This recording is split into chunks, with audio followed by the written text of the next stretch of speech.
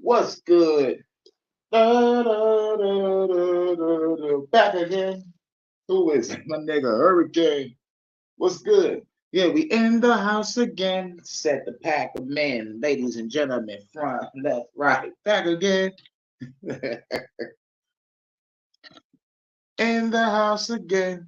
We going back again, back, and we going back again, back, and we going back again. For the very first time. Don't worry if I write checks, I write rhymes. What's good, man? We in the building. Back to HHN Hurykane Hood News, Hood Reviews. Make sure you like, share, and subscribe for more content. Oh yeah, let's get off to this rapid fire news on all this bullshit. Hey yo, these motherfuckers is really watching us. These motherfuckers is really listening to us. I'm about to start off with this shit. There's an article talking about your team is calling you an NPC. What it means. Now this is on today. This is on it's like a morning news show called Today. And about to about to get off into it and say your team is calling you an NPC. What it means. Welcome to video game culture. All right. Now we already know what it means when we truthers, seekers, conspiracy theorists, you know, whatever. We know what it means when we call a motherfucker an NPC. Let's see what the news is trying to do. NPC stands for non-playable character. So let's go. The article was created by Elise Soleil. Let's see if she's in tune with what's really going on. Are you an NPC? Check with your team. The acronym stands for non-playable character, which in video game culture is a figure not controlled by a player, like a background character, or one that is pre-programmed to behave or speak in a repetitive or specific way. Okay? Teens say teens say it to offend a real person who they feel is boring, a follower, a minion, a yes man, and not the star of the show. So what she's saying is teens is calling motherfucking parents or grown-ups NPCs if they're boring, a follower, a minion, a yes man, and not the star of the show. Okay? Now, I'm not gonna call nobody an NPC because they're boring. That's crazy. Bitches call a nigga like me boring, and I actually got my shit together. I'm in there. Music, art, literature, podcasting, gaming, meditation. But a bitch would say that's boring. You feel me? Just because I'm not smoking, drinking, fucking around, and going upside your motherfucking head. Because that's fun to a bitch. Getting into it with a hoe. Arguing for hours. Fussing for hours. Fuck on out of here, bitch. Knock upside your motherfucking head. I don't got time for that shit. Real shit. I don't got no time for that shit. Why the fuck I want to argue with you when like man, you could be having a great motherfucking time, or we could be fucking. But no, your ass want to motherfucking want to argue. Nah, but going back to what I just said, teens say it to offend a real person who they feel is boring, a follower, a minion, a yes man, and not the star of the show. And let me tell you something. There is nothing else in this article. This bitch just wrote that small little piece for nothing. But yeah, but I bring this up just to let you know they know that we calling motherfuckers NPCs and they're watching us. They're watching us. So far, the only thing these motherfucking reporters got is video game culture. And all right, they say it to offend us. So like we don't have to make a big deal out of this article. But they're going to be really sadly surprised when they find out that they are an NPC themselves. But let's go on to the next one. On to the next. On to the next one. Antarctica volcano is spewing out 30 grams of gold dust. Gold dust falling out the sky, man. Y'all remember that ration of gold dust, that fruit cake ball? That motherfucker's falling out the skies of Antarctica and shit. Now, I bet you wondering, like, well, how is gold coming out of a fucking volcano? And it's supposed to be lava? Shit. I thought it was lava, but shit, everything is fake now. I don't believe shit no more. You know what I'm saying? You know, once you find out the truth and you do your research that everything is a fucking lie, you gotta throw everything out the window. And like whatever you come across that's fucking intriguing, you will have to actually be like, you know what? I feel like studying this. Let's go down the rabbit hole and find some shit. You know? But gold is coming out of the volcanoes in Antarctica, and you also got to think, why do all these countries in the United Nations got Antarctica sealed off and shit?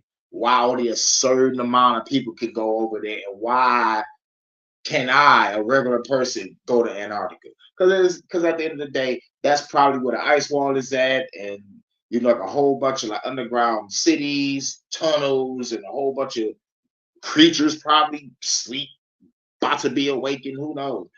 But also, gold is a rich resource and a rich mineral. And according to ancient times, when aliens came down here, they said they needed the gold and minerals to feed a motherfucking planet and all that bullshit. Well, gold is here in abundance. I thought they pillaged this motherfucking world of its resources, but I guess volcanoes still spewing out gold. I guess these other places, caverns, canyons, and and the underwater life that they fully, explored 100%. So, like, yeah, it's probably a whole bunch of gold still here because gold is coming out of a fucking volcano. Ain't that something? Next, next we got shit.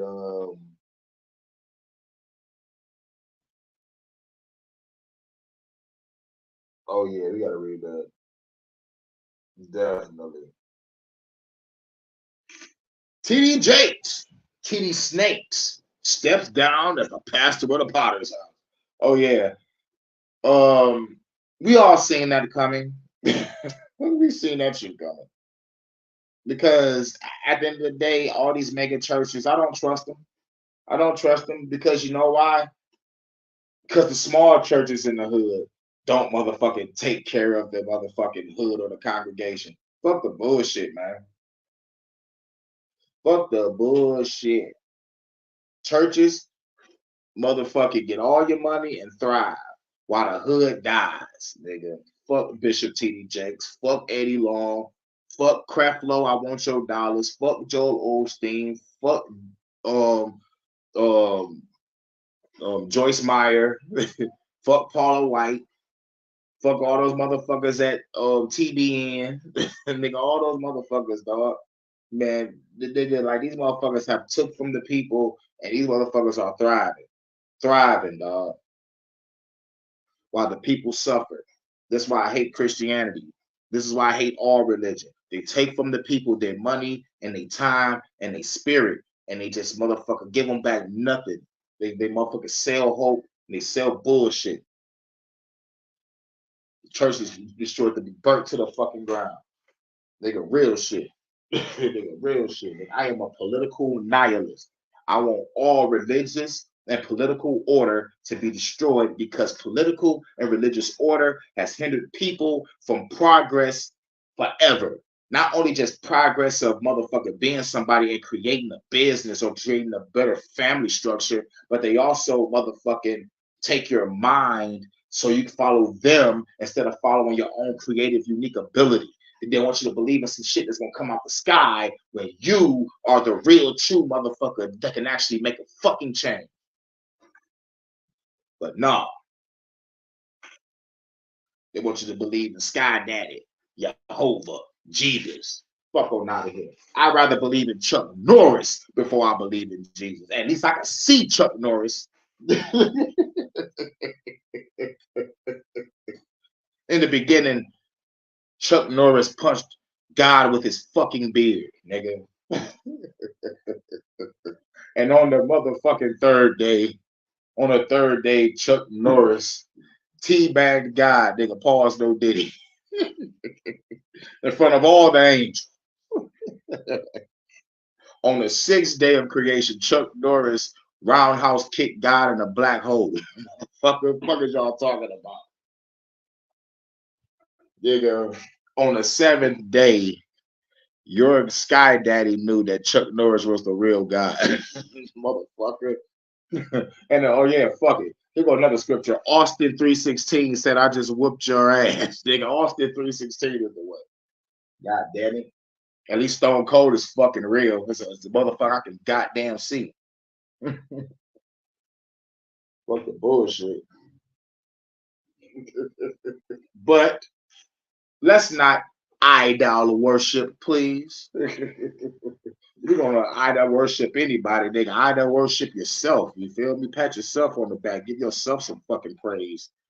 But most of us going through bullshit, most of us going through trials and tribulations, we all feel weak and we all feel like we're just ready to just throw in the fucking towel. But I tell y'all this, get up, get the fuck up, grab your weapons of war, whether it's physical or spiritual, and go out there and you keep swinging.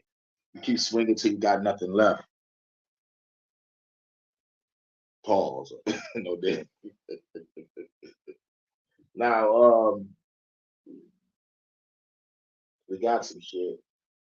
Oh, fuck. 4 solar flares simultaneously erupt from the sun in a rare super explosion. Fuck that CGI bullshit. Experts suggest using SpaceX Starship to rescue stranded samples. Bullshit.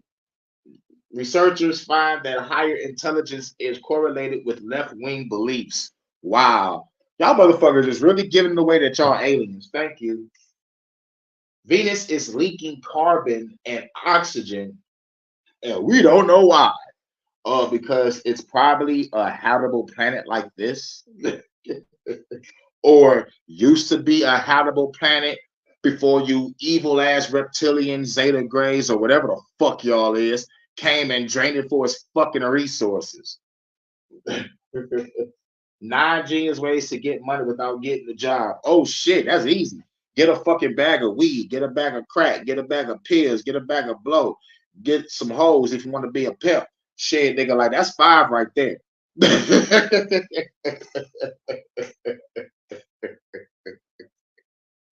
Or 6, sell CDs, sell some clothes, sell some shoes, cook some food, sell that shit, nigga. That's 10. That's 10, dog.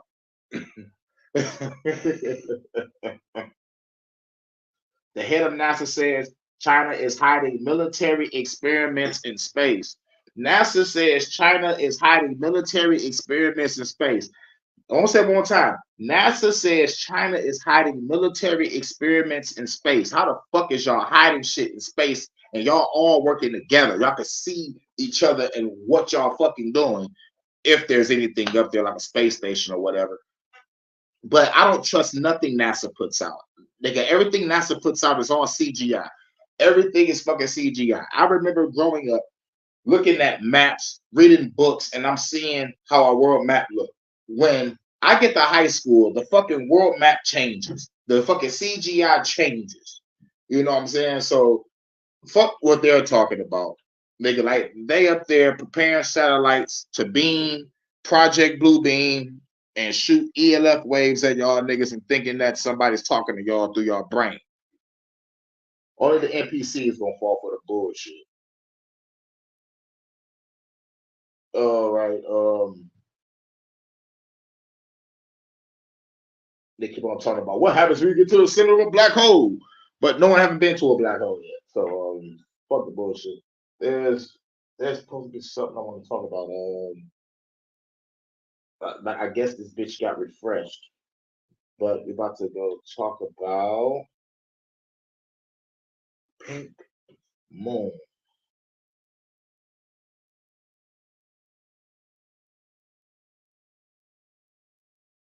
All right. Have you heard of a fucking pink moon? A pink moon, yeah. I never heard of it either. I heard of the blood moon. I heard of the blue moon, but never heard of a pink one. Let's get off into it. The full moon will be pink tonight. Here's when to see it and what it means. The April full moon holds a special significance in a number of cultures. Sorry to say, it will naturally change color. So why they calling it pink moon though? About to find out. There's a strange moon rising this evening. Look up at the sky around 7:49 to 7:48 right now. Let me look up. Oh, I can't look up because it's still bright as fuck outside and there's a lot of chemtrail haze. But anyway, if y'all can look out, y'all can probably see a pink moon right now. If you're not located on the East Coast, check out this tour to find the moonrise in your neck of the woods. According to NASA, the moon will appear full to the naked eye until Thursday. So the East Coast get to see the pink moon. Okay, we'll bite. What's a pink moon? The name has nothing to do with recent Greta Gerwig film. I guess it's a Greta Gerwig film called Pink Moon. Anyway, beginning in the 1930s, the Farmer's Almanac took inspiration from the Native American. So they get the pink moon from our Native ancestors. Took inspiration from the Native, colonial American, and European sources to name not only the monthly full moons, but the entire lunar month. April marks the month that wildflowers begin to bloom. Ain't nothing blooming but cold air and a whole bunch of cold shit. It's supposed to be nice outside, but it's still cold as fuck for some reason. Specifically, the Phyllox subulata, more commonly known as the creeping phyllox or moss pink, makes an appearance. This is how the name Pink Moon came to be. April's moon has other spring-inspired names. The Algonquin people call it breaking ice moon. The Oglala referred to it as the moon of the red grass appearing, while the Dakota labeled it the moon when the green gas oh the green wait labeled it moon when the geese lay eggs. Okay. Different world religions also get in the moon celebrations, with the spring moon carrying a special spiritual significance in Judaism. This moon, shouts out to Big Dog Philly OG, shouts out, what's good? It's say in Judaism, this moon coincides with Passover.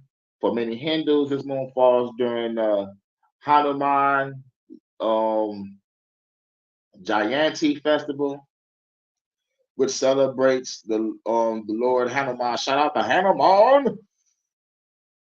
In Buddhism, this moon is called Bakpoya. This marks the time when Buddha traveled to Sri Lanka to help avoid war among chiefs. Sri Lanka is an ancient place. As a matter of fact, I'm playing a game called Far Cry 4. We get to go to Sri Lanka, but like it's through like a vision quest. You like nigga gotta get high and shit. Shouts out to Low Key. Shouts out to Bronze. What's good? What's good? Yeah, we got a pink moon tonight. It said like people on the East Coast can see it better than everyone else. Say the moon is our closest neighbor and technically classified as the natural satellite because it orbits around the Earth. Bullshit. And not the sun. It is believed that the moon was formed when a Mars-like planet and the Earth crashed into each other. Okay, this is the Tiamat story. This It said Tiamat and Marduk crash into each other. A piece of that collision was Earth, but the moon was brought here from another sector by some motherfucking aliens. But they're trying to incorporate this story with what's going on, which is kind of crazy. But let's read that again. The moon was formed when a Mars-like planet, they didn't say no name, but there's stories of the name, Tiamat. So the moon was formed when a Mars-like planet and Earth crashed, but they saying an Earth crash, but no, it was another planet, and the pieces made Earth, which connects to a flat Earth theory. Like nigga, like this is just a chunk of a destroyed shit, and it was terraformed. What's good? What's good? But it's crazy. It said the moon was formed when Mars-like planet and Earth crashed into each other. Without the moon, Earth would wobble off its axis, our climate would not be as stable, and the tides would be much smaller. So tonight, when you're gazing at the mysterious celestial body in all its glory, be sure to say thank you. The moon is slowly moving away from us at a rate of an inch a year. So a little gratitude couldn't hurt. Get the fuck out of here. Get the fuck out of here. Why they want to add that? Why they add that? Just to say that they're about to have a pink moon tonight. But they say it pops up at around like 7:48, 7:49. So like if y'all on the East Coast, look up and see what color the moon is. If it's pink, then we're going through some shit. But every culture has something for these type of cycles of the moon. So every time I think of this, I think about what the motherfucking the elites are doing. If you got a pink moon, guess what? We got a fucking ritual going on tonight. Or right now as we speak. All right, what else we got? Some TikToker got found today. Uh let's type this in. TikToker. Her name was what was her name? Her name was Ava Evans. All right, let's go to the report. They say content creator Ava Evans dies at 29. Ava Evans, 29-year-old content creator and filmmaker, has died, according to her sister, Leela Joy Baumgartner. But the bitch name is Ava Evans. So like, how was her sister last name different? How's her sister last name different? I don't get it. Like, let me know in the comments. Is it because of marriage? Yeah, it's probably because of marriage. She was probably married to a nigga with the last name Evans. Okay, all right, cool. I forgot. I'm high. Now I forgot marriage even existed. Anyway, Ava Evans, 29, an old content creator and filmmaker, has died, according to her sister Leela Joy Baumgartner. The beloved TikToker amassed over 300,000 followers on her platform. Wow. Winning over friends and fans alike as she posted videos chronicling her life in New York. Baumgartner announced the news of her sister's passing over the weekend on Instagram. A cause of death has not yet been reported, according to NBC News. Wow. So they really got nothing. Please share this post so it reaches everyone it needs to. Yesterday, my family received news that our sweet, fabulous, creative, caring, hilarious Ava, my beautiful sister, has died after 24 hours. I still find myself in constant cycle of denial and acceptance. So I know how unbelievable and hard the process that this news will be. Evan's sister Leela also shared that the family will be holding a celebration of life at 4 on Tuesday at Grace Church in Lower Manhattan, followed by a smaller private ceremony for close friends and family. The recommended attire is listed anything fucking fabulous, no pressure. Wow, she put that in the fucking newspaper. Wow, they put that in the fucking newspaper. Evans is known for creating a 2023 YouTube web series, Club Rat. It's called Club Rat, Rob, which, according to the Amazon Prime synopsis, follows an influencer who attempts to re-enter the chaotic New York City dating scene after a candid video of her humiliating breakups go viral. Evans is survived by sisters Leela, Zoe, and Sophie, as well as her mother Heather. I wish I had Ava here now to refer to being wait. I wish I had Ava here now to refer to because she would never because she would have better words and know what to say. I don't. Lily said, I am keeping this brief so we can plan for the next few days, but you'll be hearing a lot more from me and how much Ava means to me and just how different the world would be without her. The news of Evan's passing was met with outpouring of love across social media, including from the Hills alum Lowell Bosworth, who commented on Evan's last Instagram, rest in peace, Angel Ava, you were always kind to me when others couldn't be bothered. We'll never forget that kindness. In a TikTok video, a teary-eyed Julia Fox called Evans a New York icon, adding, I always saw her like a little sister, and I knew that she looked up to me. She was so young. She still had so much to do in life, but she lived life to the fullest. It's always the same dialogue. Cinematographer Sonia Tispin also celebrated the life of the creator with a series of stills from the project the duo were filming at the time of the passing. There are no words for what I'm feeling. I laughed the hardest with you. You would get so caught up talking that other people at the dinner table will get annoyed. Tipson wrote on Instagram, I made all my first films with you and we are fearless. I would do anything to have your back. I mean, to have you back. Okay, apparently some TikToker died and they don't want to say the cause. But if I was to speculate, if I was to speculate, she was making videos about getting back in the chaotic New York dating scene. Shit, maybe she came across a stalker.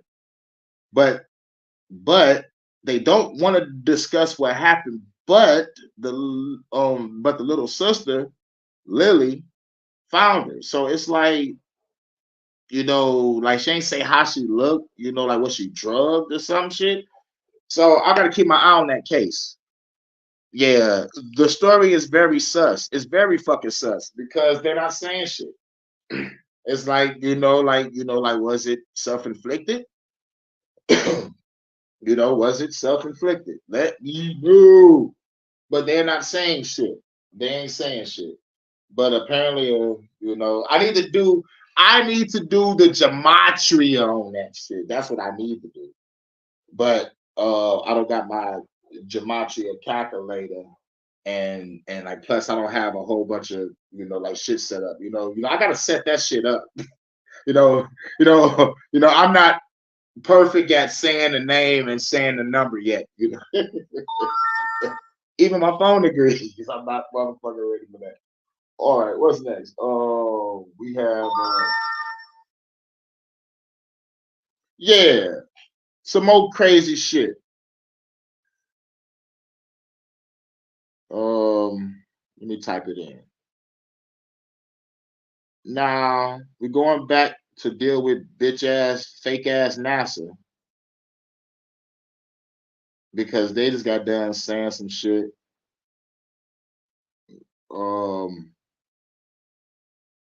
About saying some shit about Saturn. And we already know whenever they mention Saturn, you always got to think about the gods and shit.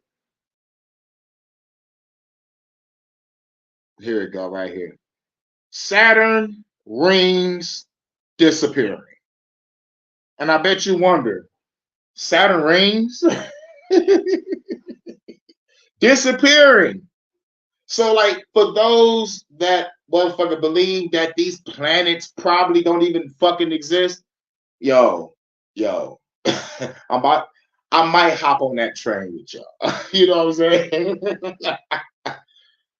Because we all know what Saturn rings are. You know, like it's supposed to be a whole bunch of fucking asteroids jumbled up together because of some type of gravity, right?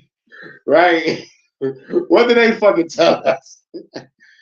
Let's get it from the Smithsonian magazine, sir. From the Smithsonian. Saturn rings will temporarily wait. Saturn rings will temporarily disappear. First it said, yo, nigga, Saturn rings gonna disappear, y'all. Now they changing it up in real time. Let's get it. Saturn rings will temporarily disappear from view in 2025. From Earth's perspective, we'll be looking at the gas giant's rings edge on, making them nearly impossible to see. So they're looking at it from a satellite. Man, this shit looks CGI like a motherfucker. The James Webb Space Telescope, the first image of Saturn. That shit look hard. Get this CGI shit away from me. Hold on. Hold on. They talk about NASA, ESA, CSA, and the ST side. What the fuck? The fucking SETI Institute involved in it. All y'all motherfuckers, all y'all motherfuckers that work NASA, fucking subsidiary groups. I can't believe I said subsidiary right. Okay, say the popular conception of Saturn is virtually inseparable from its majestic rings, but in little over a year, sky watchers won't be able to see these iconic structures in 2025.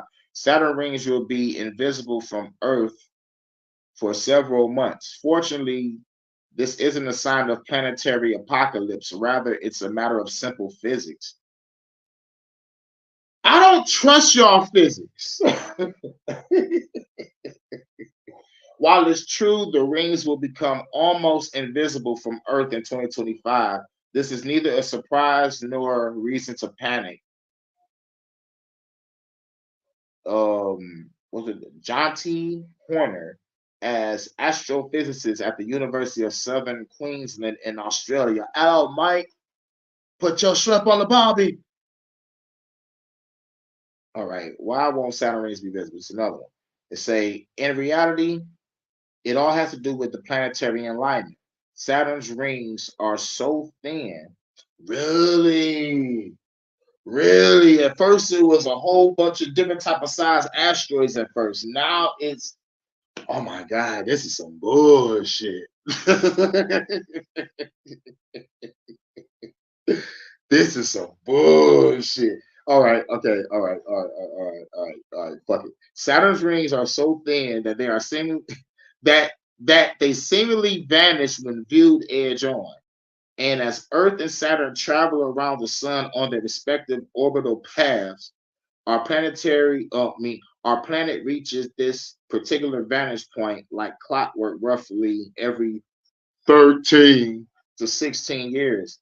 As Saturn completes its orbit over approximately 29.4 Earth years, it leans at an angle of 26.7 degrees. This means our view of Saturn toggles between the upper side of its rings when it's tilted towards us, um, and the lower side when it's tilted away.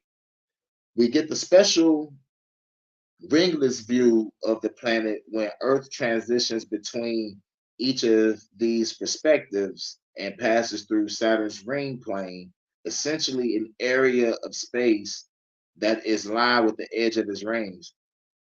That don't make no sense. If they said what I'm thinking they saying,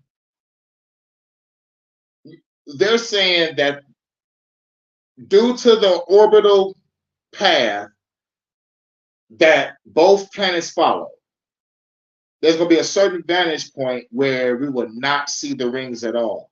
But if the ring circles the fucking planet, and it's supposed to be different sizes,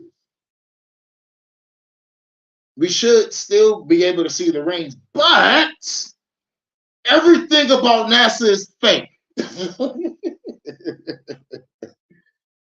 From that angle, they reflect very little light and very little and very difficult to see, making them essentially invisible. Vahid Parumian, a physicist and astronomer at the University of Southern California, tells CBS News Caitlin O'Kane in May of 1995, Earth crossed through Saturn's ring plane, and the Hubble Space Telescope captured the image of the gas giant with its rings looking paper thin. Then the phenomenon happened again in 2009.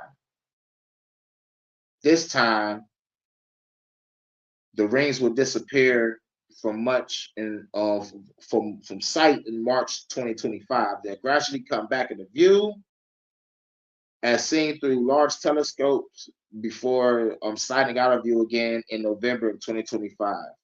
Writes Horner. Thereafter, the rings will gradually get more and more obvious. Okay, and the other shit opportunities. Fuck that. But I gotta read it because it got the number 13 in the article. Getting this rare view of Saturn is a special chance for researchers to learn more about the planet. Astronomers discover at least 13 moons of Saturn during the ring plane crossing in history, including a well-known Titan, Enceladus, and Mimas, the Death Star moon. Now the planet is known to have 146 moons, the most in the solar system. In 1966, scientists spotted Saturn's E ring for the first time during one of these events. This diffused ring is the outermost of the planet's seven, named alphabetically in the order they were discovered, and it only been seen at ring plane crossings. With the upcoming crossing at 2025, however, conditions will be less than favorable for observing the planet. Just as it was in 2009, Saturn will appear, from our perspective, very close to the sun and the sky, largely obscured by the light of the star. For a truly clear view of Saturn without a significant ring, skywatchers and scientists will have to wait until 2038 and 2039, which will have 3 ring plane crossings. And for the best view of the planet alongside its most iconic feature, observers can look up in 2032, when Saturn will be tilted 27 degrees away from us, displaying the lower side of its rings at peak visibility. Okay. Bullshit.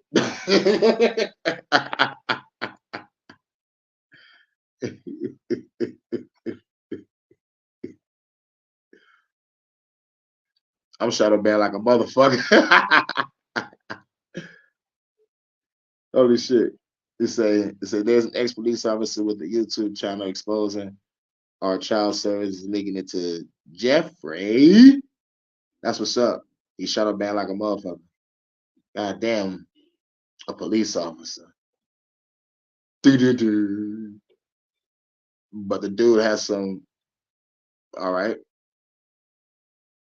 That's what's up. Because when the end of the world comes, a cop bet not have no uniform on. You better dress up in a regular motherfucking outfit. You better not even mention you used to be a cop to me. but it's understandable. It's understandable. We all gotta work together. But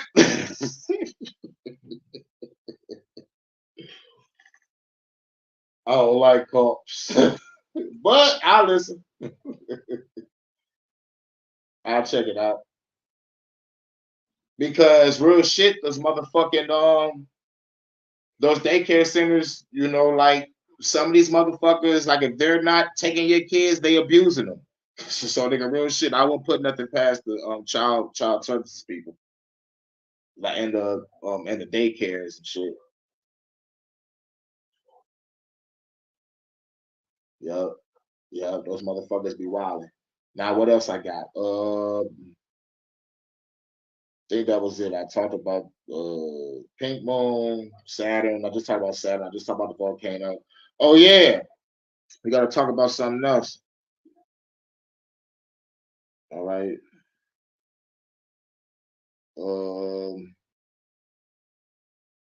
I gotta type it in. Georgia, Georgia, my hoes came through. My hoes came through. Keep them hoes on my mind. Yeah.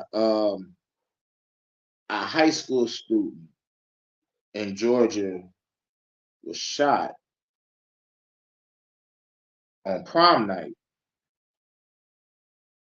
and I wanted to find out what the fuck going on. Yeah. His name was Darius Bryant.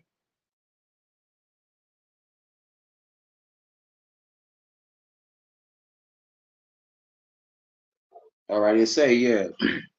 Georgia. The Georgia high school student killed a week before his 17th birthday. Crazy shit. They say Darius Bryant was shot and killed in Columbus on Macon Road on Saturday after he attended his high school prom. Crazy shit. They say Meriwether County, Georgia. The family of the Manchester high school student is trying to learn how to navigate life without their loved one just days before they would have been at the teenager's 17th birthday. What was supposed to be a high school milestone filled with laughter and fun turned into tragedy over the weekend. Darius Bryant was shot and killed in Columbus on Macon Road on Saturday after he attended his high school prom. But despite the violent shooting, Darius' father,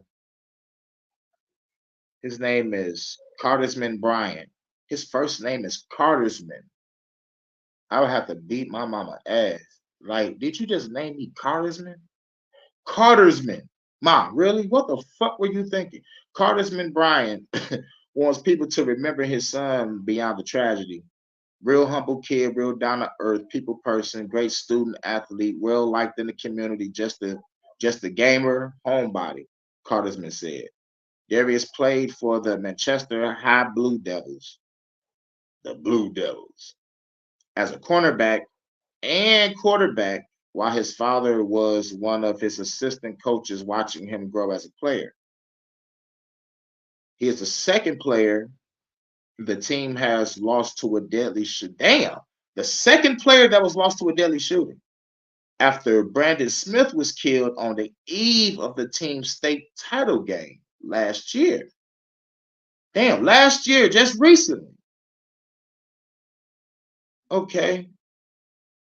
They've just been playing together for the years and he's enjoyed it and he's become a big part of the success of these teams and that he played on. So he grew to love it,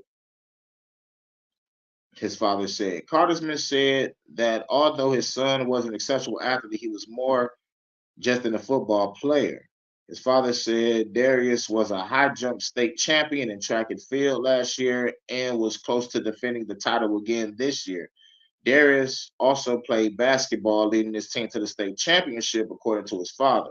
Now, his father has those memories along with seeing his son's last moments alive through social media videos. I've seen some of their last moments, maybe 10 minutes prior to this happening. They were all at the gas station just having a good time and posting videos and dancing around, he recalled. Darius and another victim, Clarence Flavors, were found shot in a car that night. Flavors was rushed into surgery while Bryant died at the hospital. When the tragedy struck, his community ran to support his family. This kid was actively in the This kid was actively in the community. You were talking about a kid that when this happened to him, all the prom kids came to the hospital. His father said, but not only did the prom kids come, their parents go out of their beds and they came because that's what he meant to the community. He really was a pillar of the community. His father remembers when he received the devastating call from his cousin. I'm trying to register it all in my mind like Darius was shot. Who would want to shoot Darius? He's not even that type of kid. And I'm like panicking. We just had to get dressed and jump in the car and drive to Columbus. Just 30 minutes after arriving at the hospital, his family learned that he died. As his birthday approaches, his family, community, and friends still learning to live with the grief and the knowledge that they would never see Darius blow out the candles for his 17th birthday. They would no longer be able to celebrate milestones alongside him and his friends smile and laugh. It's a loss that's fresh and it hurts every day. It's terrible. It's just waking up to a nightmare every day, but to miss your son, that that he was here every day. And you used to see him smile every day and not have that anymore is getting tougher and tougher by the day, his father said. Although there are no leads, there are no leads. I blame the police. I don't give a fuck. Although there are no leads, Carter's men is hopeful his son will get justice. But there's no leads. But anyway, those who might have any information about the Columbus shooting, contact Detective Roy Green. Y'all got all these motherfucking cameras all over the place, but y'all don't got no cameras by this incident. Okay. Police. Feds. These motherfuckers was dressed up, by the way. So like somebody was like, fuck it, let me, just, let me know. Like y'all in Georgia, is this a dangerous area? Where's the area? The area. The fuck? I gotta go back up. Yeah. Columbus on Macon Road. Let me know in the comments if you've been to Georgia. Is Macon Road a motherfucking dangerous spot? Shout out to Big Dog Billy OG. Now it's time to go to war.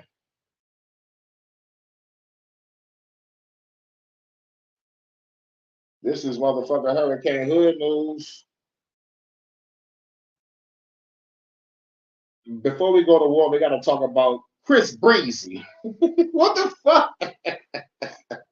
How this nigga gonna make a motherfucking like a better beef song than Cole and Kendrick put together? And by the way, Chris Brown's a fucking singer.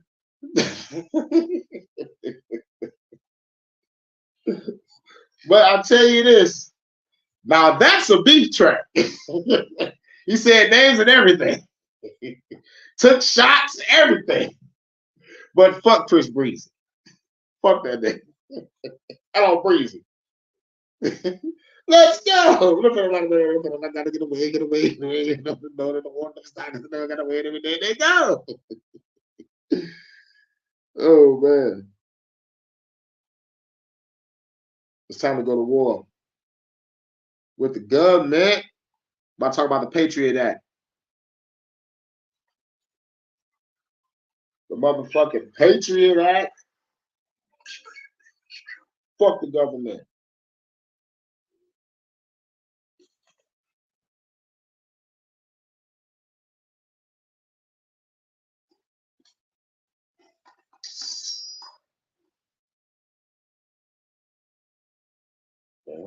Action in order to prevent. Here we go.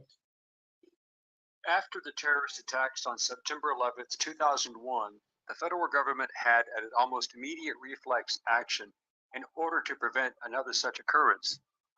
This was not unusual, as throughout American history, laws have been passed that were ostensibly to provide security, but eventually became too intrusive and often labeled unconstitutional. The other side of the argument is that certain laws were required to increase national security and protect American citizens, and were therefore necessary depending upon the circumstances. We will discuss both arguments here. What is the Patriot Act? Why was it created? Why do some people support it while others condemn it? Has the Patriot Act been a positive or a negative law? Has it been effective? Hello, I'm Colin Heaton, military veteran, historian, author, and welcome to this episode of Forgotten History.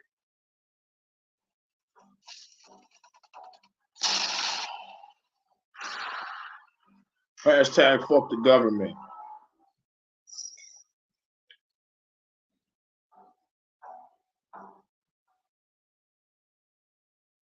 Fair Today use. we still live with the Patriot Act, although in a different version from when it first became law. It followed in the tradition of previous security measures, which became laws for better or worse. For example, the Alien and Sedition Acts were a series of 4 laws passed by the Federalist majority in Congress in 1798 under President John Adams, due to fears of a war with France. There was also the concern of foreign spies in the country, so Adams signed it into law on July 14, 1798. It was set to expire on March 3, 1801, the last day of his term in office. Over time, these laws changed, but they still remain in effect, restricting foreign nationals and limiting freedom of the press, especially regarding published information that caused discomfort to the president or other senior officials, which was and still is a serious First Amendment issue. One part of the law, the Naturalization Act, increased residency requirements for U.S. citizenship regarding foreigners from 5 years up to 14 years. This was done as a matter of preventing new immigrants from voting after becoming citizens because they favored the Democratic Republicans in their majority, so the Federalists wanted to exclude them from voting. Now, we can think about the shit now. Most of these immigrants are mostly on the Democrat side because Biden brought those fuckers over here. But we don't hear no motherfucker, yo, nigga, they ain't about to vote. We're gonna make sure they don't. But no, they come over here to get free cards, free citizenship, free every goddamn thing. Oh yeah, make sure you vote for Biden. Under the Alien Enemies Act, the government could arrest and deport all male citizens of an enemy nation in the event of war, while the Alien Friends Act allowed the president to deport any non-citizen suspected of plotting against the government, even in peacetime. Yeah, now we can lock y'all motherfuckers up and deport y'all niggas back to y'all shit. If we find out that y'all is against us, or like we motherfuckers can just motherfuckers say y'all against us and just send y'all motherfuckers back. But nah, this is an agenda. These are the original acts that was being put in place back in the day, leading all the way up to now. Look at the pattern.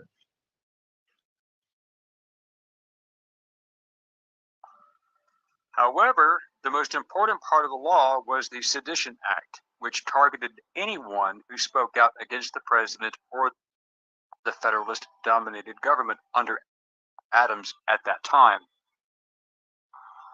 However, the most important part of the law was the Sedition Act, which targeted anyone who spoke out against the president or the Federalist-dominated government under. Now, if I was born in that time, I would have to be saying, fuck the government from a distance while I'm throwing rocks or shooting from a sniper.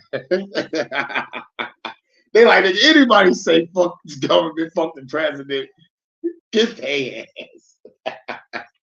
But it's still a violation of freedom of speech and all this bullshit. But they ain't give a fuck. They ain't give a fuck. They ain't give a fuck. Nigga. And plus, I'm black. It's a rap, nigga. Adams at that time. Essentially, the law made it a crime to state or publish any false, scandalous, and malicious writing against Congress or the president, and made it illegal to conspire to oppose any measure or measures of the government.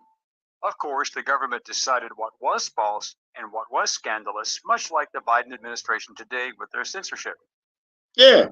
So like it's the same shit going on now. But then like they was actually kicking the door, hauling your ass the fuck out. Like if a neighbor snitched on you or something, because like for most of the time, you know, like they use the citizens to motherfucker snitch on people. Because if they hear me say fuck the government, and I say it loud and proud, so I know they snitch. James Madison and Thomas Jefferson were both critics, and they argued that the government had no legal authority to enact laws not specified in the Constitution.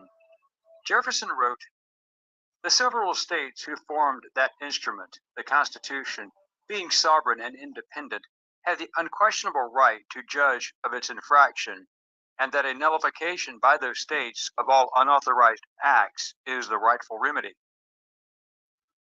By 1802, the laws were repealed or expired, except for the Alien Enemies Act, which is still law today, and in 1918, Congress amended that law to include women. The Alien Enemies Act was invoked by Franklin Roosevelt during World War II to incarcerate Japanese Americans into internment camps. The Patriot Act would be the successor of these earlier laws. Prior to the 9/11 attacks, Congress focused on legislation to prevent international terrorism. But after the February 26, 1993 World Trade Center bombing and the April 1995 Oklahoma City bombing, domestic terrorism gained more attention. Yeah, it gained more attention because our own fucking government was causing this shit. Let's cause this shit so we can talk about it in Congress, pass some laws, and really fuck some shit up. These motherfuckers created these motherfucking agents to motherfucking do this shit. Man, nigga, real shit. Look up the serial killer mythos. These motherfuckers made these motherfucking people do this shit to instill fear in the people. But on their end, pass some laws, make some money, lock some people up. Let's feed the prison industrial complex and let's feed the military industrial complex. Let's do it. As a result of these events, on April 24, 1996, President Bill Clinton signed the Anti-Terrorism and Effective Death Penalty Act of 1996 to assist law enforcement in identifying and prosecuting domestic and international terrorists. Yeah. Yeah, everybody think about the motherfucking three strikes shit that Bill Clinton did, but Bill Clinton also did this shit. Asked Congress to give law enforcement expanded wiretap authority and increase access to the records of citizens in terrorism cases. Congress refused. Yeah, you need to hear that again. Clinton signed the Anti-Terrorism and Effective Death Penalty Act of 1996 to assist law enforcement in identifying and prosecuting domestic and international terrorists. But Clinton asked Congress to give law enforcement expanded wiretap authority and increase access to the records of citizens in terrorism cases. Congress refused, mainly because many felt loosening surveillance and records rules was unconstitutional. After 9/11, congressional leaders worried about their re-election approached U.S. Attorney General John Ashcroft to push for a stronger law. Therefore, the Department of Justice proposed a new law that expanded the application of investigative tools already being used against drug dealers and organized crime. The Patriot Act was proposed and passed in Congress with bipartisan support and signed into law by President George W. Bush on October 26, 2001, just weeks after the September 11th terrorist attack. Yeah, I'm talking about they pushed that shit 2 weeks after the attack. Nigga, let's hurry up, push this shit. Now we're watching everybody in the country. And we're gonna say that, oh, we're looking out for terrorists. We're looking out for terrorists. States, and it is more than 300 pages long. Officially called the Uniting and Strengthening America by providing appropriate tools required to intercept and obstruct terrorism, the Patriot Act was intended to improve the abilities of U.S. law enforcement to detect and deter terrorism. The act was intended to improve homeland security by allowing law enforcement to use surveillance and wiretapping to investigate terror-related crimes. Also, to allow federal agents to request court permission to use roving wiretaps to track a specific terrorist suspect, and also allow for delayed notification search warrants to prevent a terrorist suspect from learning they were a target of an investigation. Yeah. So these motherfuckers probably got a lot of shit on me. But they also got ways to protect themselves. But they give themselves away by gang stalking. they give themselves away just by saying that they about to add more surveillance and security. It's like, come on, man. It also allowed federal agents to seek federal court permissions to obtain bank and business records to aid investigations and prevent money laundering for terrorism financing. The result? But they know most black people ain't no fucking terrorists, and we ain't gonna be making no fucking phone calls to motherfucking Bangladesh on any fucking occasion. Nigga, this is just to help out COINTELPRO. Because the real fucking terrorists are the fucking police and the feds in this fucking government. And if any motherfucker really, really, truly hate this fucking country just as much as I do, it's because y'all push that motherfucker to his breaking point and he have no fucking choice. But if you happen to be from another culture, it'll be what y'all want.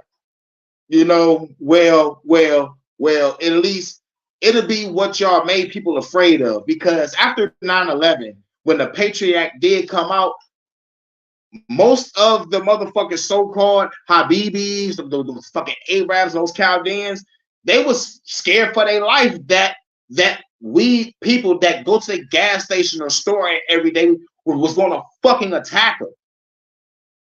But these motherfuckers using this Patriot Act like these motherfuckers already in the country, you know, like they're going to do some shit because we fucked over their family or whatever, or we created a war and blamed them, so it could be a retaliation against people that's already here. Like, man, the shit was crazy because here's why I'm right. Because the comedians, since 9/11, the fucking comedians was making fucking jokes about looking at these Chaldeans, Arabs sideways on the plane and shit. You know what I'm saying? Perpetuating the fucking fear mongering and shit. You can't trust Habibi and all the whatever the fuck. Even the phone agreed.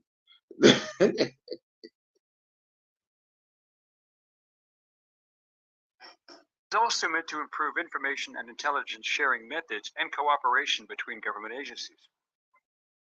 It also increased tougher penalties for convicted terrorists and those who assisted them, and allowed search warrants to be obtained in any district or in any state where terror-related activity occurred, no matter where the warrant was executed or in which jurisdiction the so-called activity took place.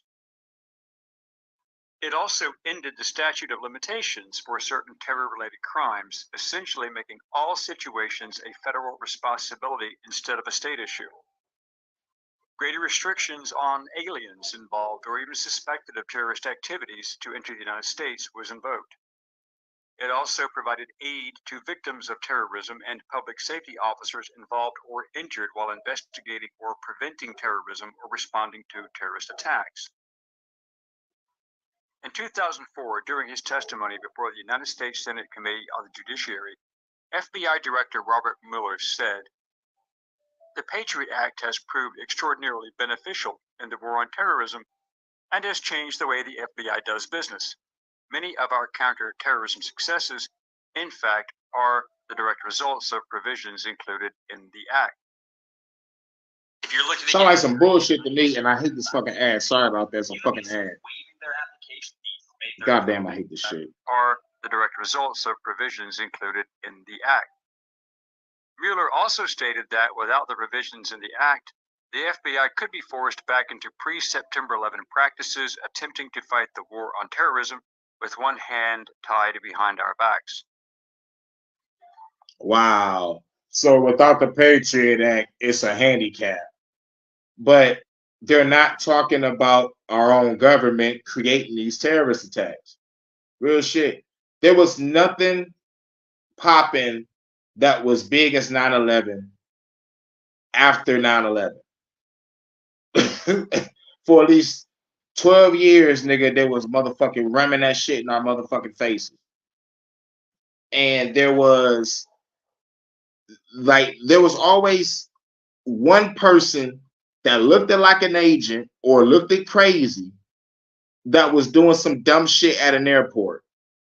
You know, it was like, all right, we had the Unabomber try to make a bomb out of underwear or some shit.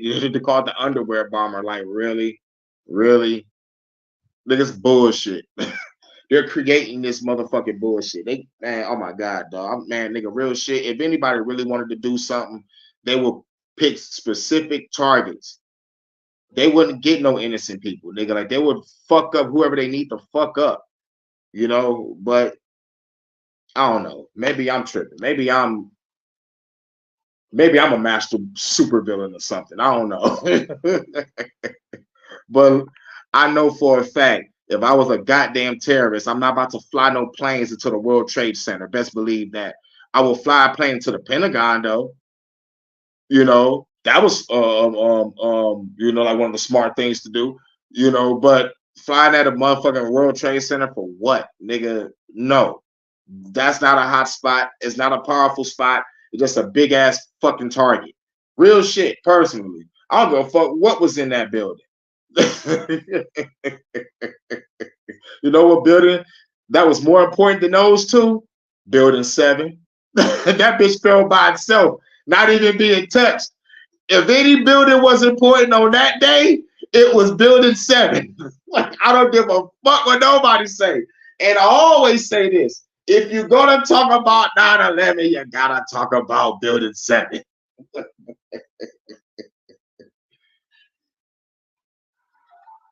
Many of the Patriot Act's requirements were to expire in 2005, and renewing the law was passionately argued in the U.S. House of Representatives and the Senate. Although there were legitimate constitutional civil liberties and privacy concerns, President Bush signed the USA Patriot and Terrorism Reauthorization Act on March 9, 2006. Although the Patriot Act was revised in 2015 to the constitutional rights of ordinary Americans, some provisions of the law remain controversial. One of to the constitutional rights of ordinary Americans. Yeah, they're watching you. And what's even more crazy, they're using your online information and they're selling it to other countries. And we have still not said, let's go fuck the government up. None of us. Now, the elites, they have a lot of cannon fodder. I gotta give it to them. They really got a lot of motherfucking agents in place before I get my motherfucking RPG and blow up their chateau off the coast of whatever the fuck island they on. These niggas got law enforcement. They got the SWAT. They got the feds. They got the fucking secret agents. They got motherfucking military. They got PMCs. You don't know what PMC is? Private military motherfuckers. Like the motherfuckers that can go to a country and fuck some shit up on America's behalf. But if they get caught over there, America got to throw them under the bus. PMCs agree to that. They get a lot of fucking money. You know, like, you know, they're like private hitman for whatever country. Shit, nigga, every country got a motherfucking private military. Every fucking country. I don't give a fuck what you say, nigga. Everybody got one. So they go over there, do some shit, wreak some havoc, blow up some shit, and blame somebody else. Or they go over there, murk some motherfuckers, blame somebody else. Private military shit is crazy. PMCs, nigga. Or mercenaries. It's like shit, nigga. Nigga, they watching us.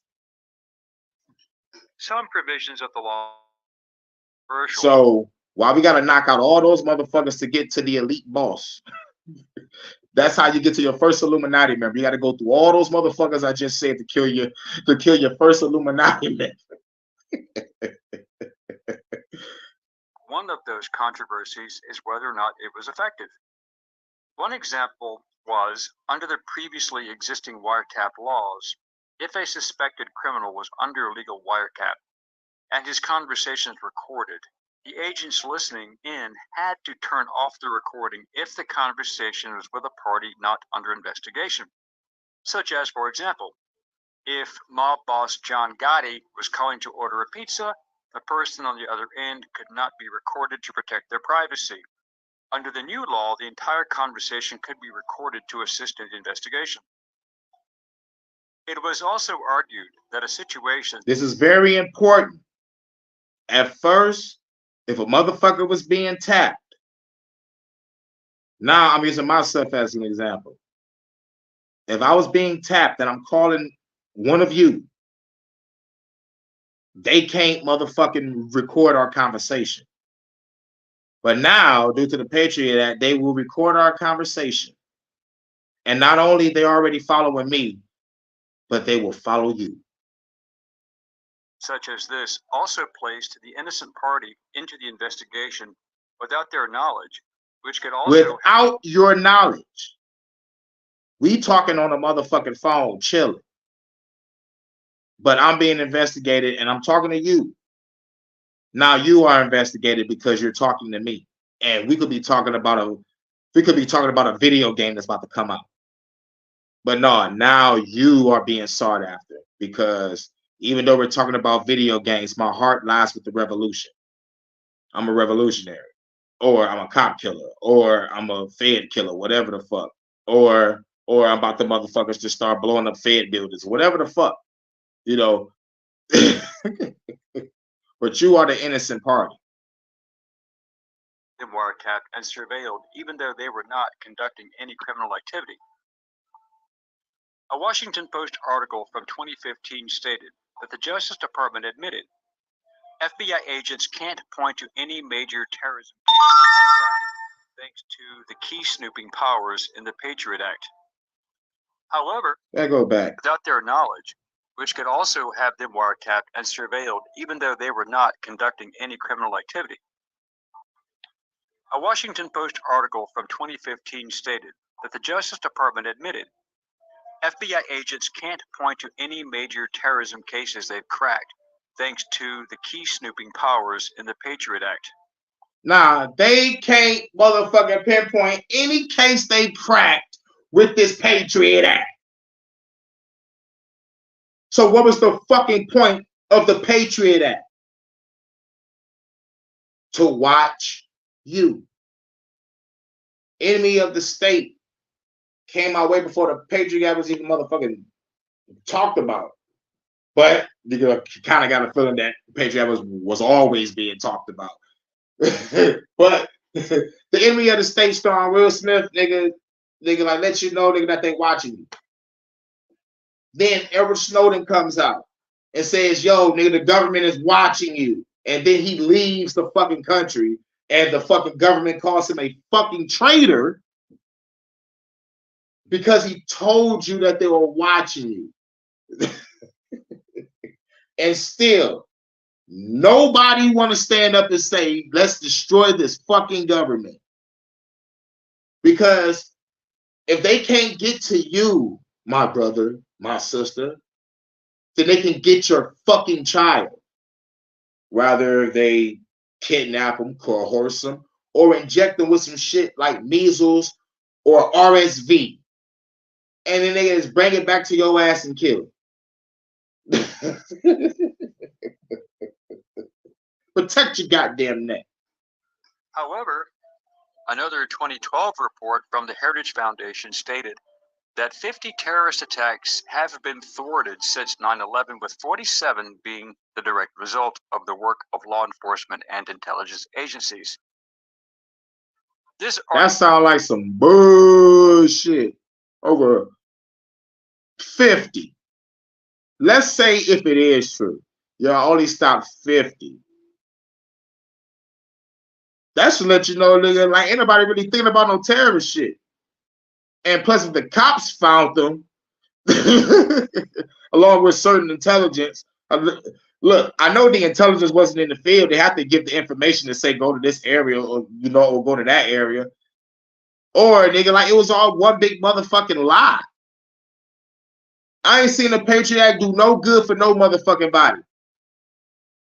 The government claimed that the Patriot Act was critical in helping law enforcement identify leads, surveil, and wiretap suspects, examine records, and prevent attacks. In fact, there have been many cases of law enforcement and intelligence agencies preventing attacks. The most vehement.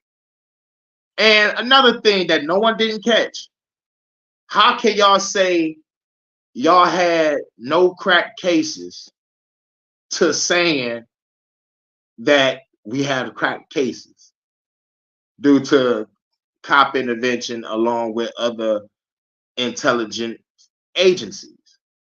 But FBI is an intelligence agency. But y'all say y'all ain't have shit, but cops and other intelligence agencies have. Somebody is lying, or somebody's very fucking incompetent and need to be fired. Criticism of the Patriot Act by civil rights groups claim that it violates Americans' constitutional rights, allowing the government to spy on them without due process, search their homes without consent, and increase the risk of ordinary citizens being accused of crimes without just cause. Exactly. COINTELPRO still fucking active. Remember that. If you're looking to get a degree, God damn. I hate these fucking ads. No one goes to this fucking shit. Crimes without just cause. The federal government asserts the Patriot Act has safeguards to protect the rights of American citizens, which is questionable, as some parts of the law were found illegal by the various courts. For example, in 2015, the United States Court of Appeals for the Second Circuit found Section 215 of the Patriot Act could not be used to validate the bulk collection of Americans' phone records. President Barack Obama signed the USA Freedom Act into law on June 2, 2015, in order to help prevent the Patriot Act from infringing on American civil liberties. This terminated the bulk collection of all records under Section 215 of the Patriot Act and allowed challenges to national security letter gag orders. It also required better transparency and more information sharing between the United States Foreign Intelligence Surveillance Court, better known as FISA, and the American people. The revision under Obama allows the government to track suspected foreign terrorists for 72 hours after they enter the United States and increases required maximum penalties for anyone providing support to specific foreign terrorist organizations.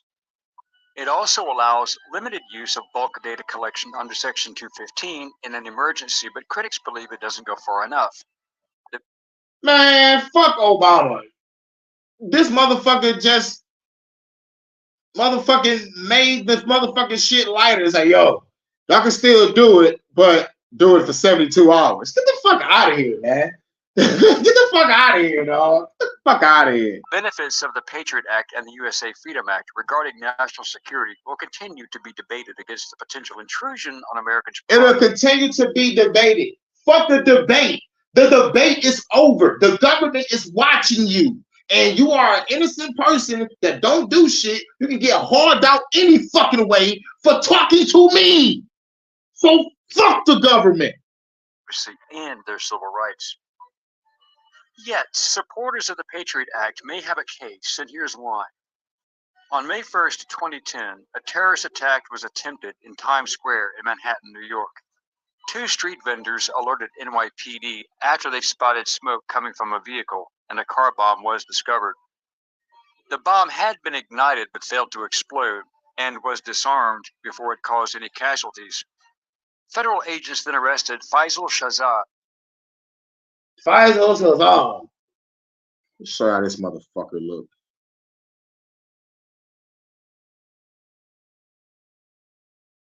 That motherfucker look like a goddamn agent. There's always these motherfuckers. And they say the fucking truck was smoking. There's always something in the motherfucking shit that's smoking. It's like some half-ass motherfucker that don't know how to make a motherfucking proper bomb. There's always these types. There's always these lighter motherfuckers that don't even look like that they motherfucking really believe in what they believe. They are agents. Nigga named Fashad Shadaz. A 30-year-old Pakistan-born resident of Bridgeport, Connecticut, who obtained U.S. citizenship in April 2009. From Connecticut, man. Get the fuck out of here. Target of investigation and was arrested after he had boarded Emirates Flight 202 to Dubai at John F. Kennedy International Airport. After his arrest, he admitted to the attempted car bombing and that he had trained at a Pakistani terrorist training camp. Many suspected and even known. I was in the Pakistan training camp. I did it. Get the fuck out of here. Terrorists have been apprehended either attempting to enter the country or already being here due to the intelligence gathered afforded by the Patriot Act and the FISA court. Still, the critics also have a valid concern that even the innocent can be drawn into the investigations, often arrested, even charged. Another detractor to the federal government having too much power. Yeah, arrested and even charged. So yeah, y'all can be talking to me on the phone and get hauled out and charged for no fucking reason. Yeah. Patriot Act. Hashtag fuck the government. Such as the abuse of the FISA court by FBI Director James Comey and others in the Justice Department when they submitted fraudulent and falsified evidence to spy on U.S. citizens, not just foreigners, and therefore committing perjury on their sworn affidavits targeting Republican political officials. Yeah, let's go back to what the fuck they tried to do with the governor of my state of Michigan, Gretchen Whitmer. FBI formulated a fucking plot to try to kidnap her and blame a militia group. Got two of the leaders locked up. Everybody else is free. And find out that the motherfuckers that's free were fucking agents the whole goddamn time. But they was motherfucker really truly against the motherfucking shit. The motherfucking judge didn't want to put the evidence that was found against the FBI. They didn't want to put another motherfucker that was an agent on the stand. It's like the leaders of this militia got railroaded like a motherfucker. And they was the ones that insisted on trying to kidnap the governor. It was the FBI agents trying to get the leaders to motherfucking do the shit. They like, no, nigga, what the fuck are y'all thinking? No, not doing shit like that. But no.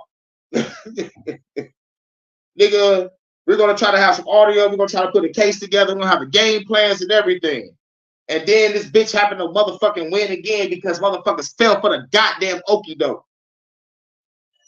So in conclusion, the Patriot Act still exists, although a shadow of its former self. But we still have to be wary of government abuses, as are highly illustrated in the lawfare used against Donald Trump and other Republicans by the Democrat-run Justice Department and FBI. So take it for what it's worth and come to your own conclusions. Yep. Fuck the government and everything they stand for. Now, last but not least, we can talk about the Patriot Act. Last but not least, we got to talk about Russia. And Russia just said, yo, nigga, Biden, I know you just passed this goddamn legislation for Ukraine. Nigga, you send anything over there, nigga, I'm blowing that shit the fuck up. Simple. Nigga, Putin called that shit like a motherfucker. Like, yo, go ahead and try whatever the fuck you think you're gonna do, nigga. I'm fucking that bitch up. And Poland said that they're gonna house some weapons. So they wanna, okay, do some shit, okay. Putin already said, nigga, I'm fucking y'all up if y'all do some shit. And here we go. But always remember, Albert Pike, World War III. Nigga, this is nonstop war. This motherfucking nonstop war. Don't get me started over there with Israel and motherfucking Iran. Motherfuckers is shooting the shit out of each other right now. Because remember, the only motherfuckers that's suffering is us. I like it, like real shit. Every nation of revolutionaries around the goddamn world need to stand up against their fucking government right now. Gangs of the world unite. I don't give a fuck what set you fucking claim. Nigga, grab your straps and take it to the fucking Congress or the state or a dictator, prime minister, world leader, whatever the fuck. They all need to be eradicated. Like for real, man. It's over. How long are we gonna keep on letting the government motherfucking kill us? Nigga, real shit. Real motherfucking shit. But like Russia already said, yo, nigga, I know y'all motherfucking passed this fucking bill. Oh yeah, and they threw the TikTok bill in that shit too. There was like, yo, we can't make the TikTok bill separate because it might not go through. But if you throw it with the motherfucking package with the money with Ukraine and all this other shit, it'll get passed through because you know we ain't shit. Oh man. Holy shit, there is one more thing I wanted to talk about. But I might have to probably talk about that later. Probably later on I might talk about it. No, fuck that, nigga. We gotta talk about that shit. Nah, nigga. This is HHN Hurykane Hood news. We gotta talk about that shit. Nah, hold on. Let me motherfucking go to it real quick. We got time. We got time. We got fucking time. The hell? Okay, wait a minute. Gotta type it in. So journalist. Hold on, bear with me. All right, journalist says he found it.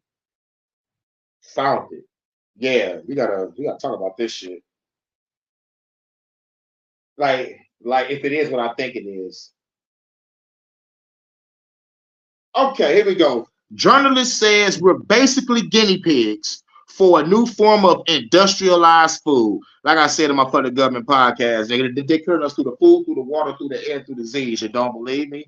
GMOs in your food, fluoride in your water, chemtrails, dropping that poison from the sky, and the CDC is making diseases to injecting y'all ass. Don't believe me? Look it up. Journalist says we're basically guinea pigs for a new form of industrialized food. This article was on April 18th. It's a Fast Food Nation author Eric Scholzer says mergers and acquisitions have created food oligopolies. What the fuck? Oligopolies.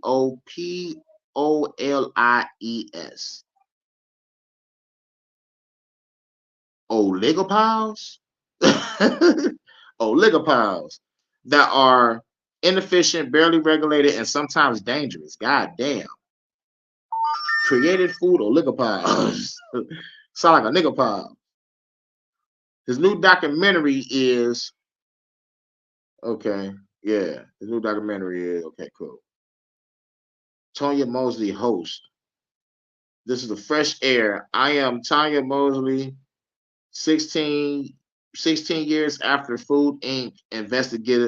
Investigative journalist Eric Scholzer, along with the best-selling author Michael Pollan, are back with Food Inc. 2, a sequel to the documentary that sparked the national conversation about the economic, environmental, and health impacts of our industrialized food system. Food Inc. 2, The Electric Boogaloo, focuses on corporate consolidation, which Schultzer reports gained steam during the scandemic. He's been reporting for years on how a handful of companies now control our nation's food system, stifling competition in ways not seen. He says since the great trust and monopolies of the late 1890s. Holy shit. His latest article for The Atlantic titled, Do We Really Want a Food Cartel? Delves into how mergers and acquisitions have created a market that is inefficient, barely regulated. What the fuck?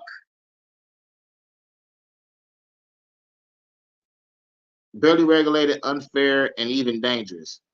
Scholzer has written several books, including Fast Food Nation, Reefer Madness, and Command and Control. All right. Scholzer made Reefer Madness, though. If he made the same Reefer Madness, then he's the motherfucking reason why motherfuckers was tripping over weed and calling weed the motherfucking gateway drug. But the movie Reefer Madness had motherfuckers going crazy. It was sexually themed. They had SA activity, but they blamed it all on weed to get motherfuckers to, you know, I guess to motherfucker outlaw that shit, I guess. You know, like it was during those crazy times. But if this the same motherfucker that made that movie, fuck this guy. Because weed comes from the earth. God created this for me and you. You know? And plus, weed cures cancer, motherfucker. Cigarettes is the shit that say, warning, may cause cancer and birth defects, but y'all still gonna go buy that dumbass. Damn. Anyway, Eric Schultz, welcome back to Fresh Air. If I see another fucking notification,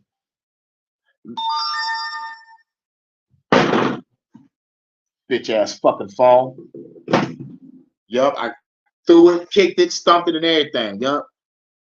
I gave it the rock stump too. You know, I put the leg out and shit. Like, bitch. Nigga gave that shit the rock shit. All right. Okay. Say, welcome back to Fresh Air. Eric Schultz, thanks for having me, Mosley.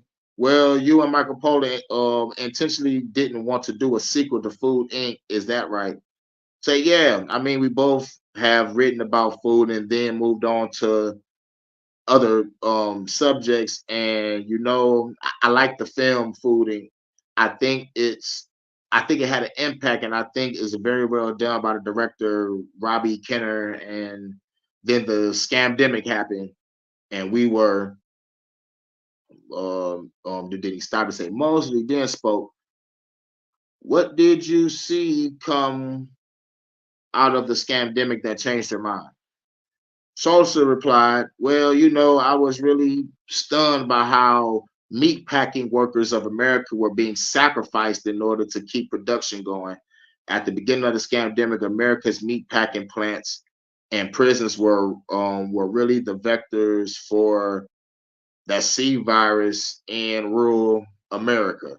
And this is when the C virus was really deadly, allegedly. She was never fucking deadly at all.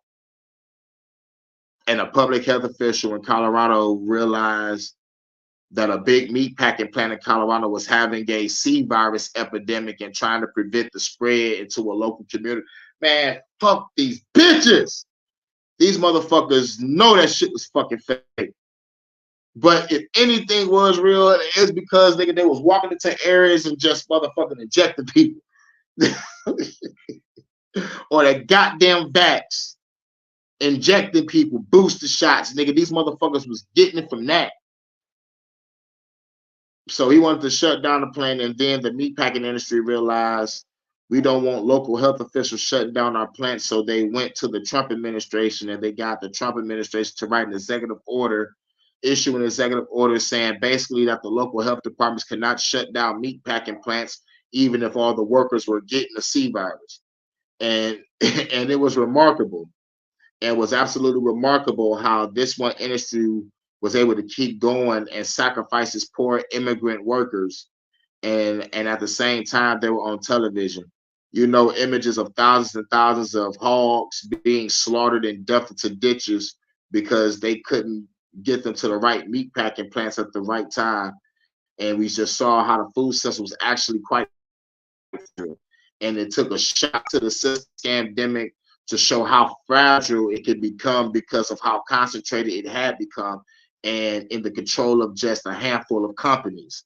Yeah, they don't let a motherfucker make their own type of distribution company. They want the shits to be in the hands of these evil fuckers like Bill Gates and Klaus Schwab and China owning up our land and our farming and shit, and they blowing up all the ones that is structurally independent and motherfucker don't want to follow along with the bullshit. So they sending planes to crash into people's farms and cattle. They're blowing up shit. They're setting shit on fire, and it's going to stay in the hands of these evil sons of bitches. Let's talk about that for a moment and the details on how fragile it has become. So the numbers you lay out in your article and the documentary are pretty staggering. 4 of the largest beef companies control 85% of the market. Only a handful of companies control the cereal market, and the cost to consumer is really interesting because I mean Americans are used to fewer choices and thinking about the impact of Walmart and all other small businesses. Bam. What's good? Shouts out to Royal and Loyal. Well, what happened is that when you have concentrated power over any market, those who have the power get to dictate wages to the workers and also that they pay to their suppliers. And in the food system, that would be farmers and ranchers. Going back to the rancher and cattle theory, we're all treated like cattle. And if you look at what's happening in the last 40 years, in the United States, we have remarkably stagnant wages for ordinary Americans. And we had a huge decline in the number of farmers and ranchers. Yeah, because y'all buying up all the land, telling motherfuckers that they can't get no land, and y'all kicking niggas off they fucking land. And the ones that don't want to comply to the fucking bitch ass government, they get their fucking farm blew up by a fucking airplane falling out the goddamn sky on some random ass incident, or some motherfucker coming to set your fucking crops and cattle on fucking fire. All this motherfucking shit that they doing on fucking purpose. I have a list. I have a fucking list. Nigga, since the scam didn't fucking started. That they didn't been blowing up shit, nigga, and they're doing it on a monthly basis. Monthly basis. For years. No one want to fight this government yet? No one wants to fight this government yet? I swear to fucking God, if I be a martyr for the cause and no one fucking fights after me, nigga, I'm gonna fucking come back and haunt this planet. Nigga, I will wake Gaia the fuck up and be like, nigga, I need your help. She gonna be like, what you want me to do? Create that great earthquake that motherfuckers is afraid of in their so-called fucking Bibles. Gaia is gonna be pleased. She gonna be like, finally, someone with me to help destroy this bitch. And while the earthquake is going on, I'm smashing Gaia. I don't know about you, but I'm a god. Out here fucking planets. All right. It say yeah, and yeah. And the middleman is able to take the profit. And that's why you need competitive markets. That's what capitalism is supposed to be about. But what we really have is a form of corporate socialism. And once 4 companies control about 40% of the market, you don't really have competition anymore because they're able to signal to another price, increases. They're able to signal to another how much they want to pay suppliers. A good analogy would be, let's say you want to sell your house. If you're going to sell your house, you want 50 to 60 people really eager to buy it. But if there's only 1 or maybe 2, you're much more likely to get a lower price. And that's what American farmers and ranchers have now faced in the last 40 fucking years. And it's devastated the countryside as a result. Mosley was like, you give an example when it comes to choice of something that once you laid it out is pretty staggering. Supermarkets, Kroger dominates the market. But when we go to a grocery store, we go right down any major street and we see several grocery stores. We actually think we're looking at different stores with different options. And what you report is that really it's not fucking true. Right. And when you go to the supermarket, there are thousands of products and you think they're independent companies, but they're made by a handful of companies. The bitch ass Biden administration right now is trying to block the merger of Kroger's and Albertsons right now. These are 2 of the biggest supermarket chains. But when you wouldn't necessarily realize it because they operate under dozens of different fucking names. So I'm just going to give you some of Kroger's. For example, supermarkets, Ralph's, Dillon's, Smith's, King Supers, Fry's, QFC, City Market, Owens, JC, Baker's, Harris Teeter, Pick and Save, Metro Market, Fred Meyer, and then Albertsons is Safeway, Bonds, Shaw's, Tom Thumb, United Supermarkets, Pavilions, Cars, King Foods, on and on and on. So you think you have a choice of dozens of different supermarkets, but it's only two. It's only two. And if this merger is allowed to go through, it will be only one. Woo! That's deep.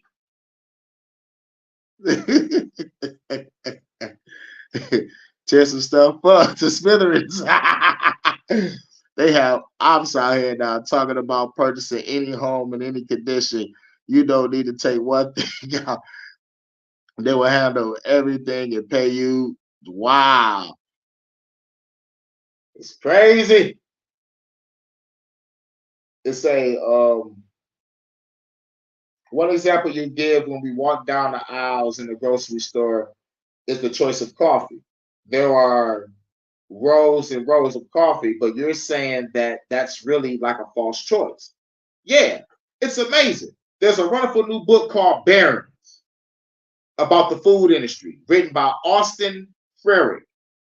And he told me in the book something I had no idea, that there's one company called JAB Holding Company, JAB, pow, the JAB, called JAB Holding Company. And it's controlled by this very secretive family in Germany, the Ravens, the Reimanns.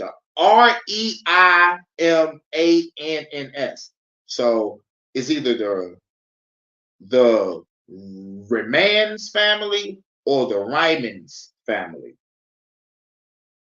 And JAB Holding Company sells more coffee than Starbucks. So JAB owns the following brands: Pete's, Corribo, Compass, Stumptown, and Intelligentsia, Trug, and Green Mountain Coffee. So you think they were getting these little coffee brands, but it's owned by this German Luxembourg-based company. And back to the monopoly power. Three companies, Starbucks, Dunkin', and JAB, control more than 80% of the coffee shops sold in America. Only three: Starbucks, Dunkin', and JAB. We got Starbucks and Dunkin' all over our city, mostly in the suburbs. But we finally just got some Starbucks back in the hood. So much of our identity is actually tied to those different brands too. We think that we're getting a choice, but it's actually a false choice.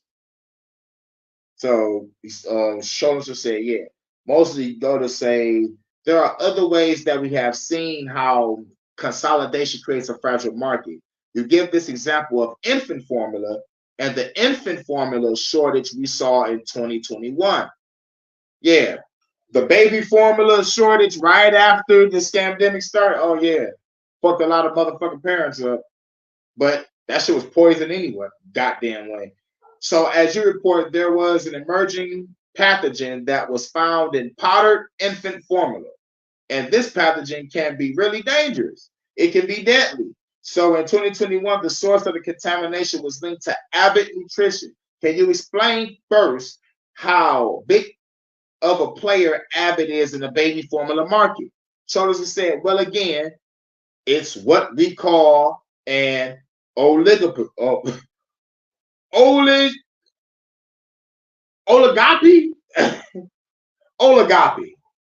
Oligopoly. So oligopoly. Professor Ogilvy. He came out the closet. It's not a monopoly. A monopoly would be one company. But in the baby formula, we have four companies that control 97, maybe 99% of the market, which means you don't really have real competition. There's this one baby formula factory in Sturgis, Michigan. Now, this is it. I always find out a new city in my fucking state. God damn, I never even heard of Sturgis, Michigan. It's gigantic. It's bigger than 12 football fields. God fucking damn. I'm running that motherfucker for real. When the revolution start, I'm going to Sturgis, Michigan. That baby formula spot is mine. Run that bitch. Best believe that. And if the government hear me, I don't give a fuck. And they had a problem there that they had pretty consistent levels of contamination. Yeah, it's too big of a spot. Y'all probably too cheap to hire real motherfucking maintenance crew to motherfucking check this shit every 3 to 6 months. Y'all motherfucker cheap. And they had a with dangerous chronobacter with what the fuck is a chronobacter? Chronobacter that could kill 40% to 60% of the infants that were infected with it. God damn. And guess where that shit went? To the motherfucking mean streets of Detroit. They got all that baby formula because bitches popping out babies left and right out of wedlock. Sister.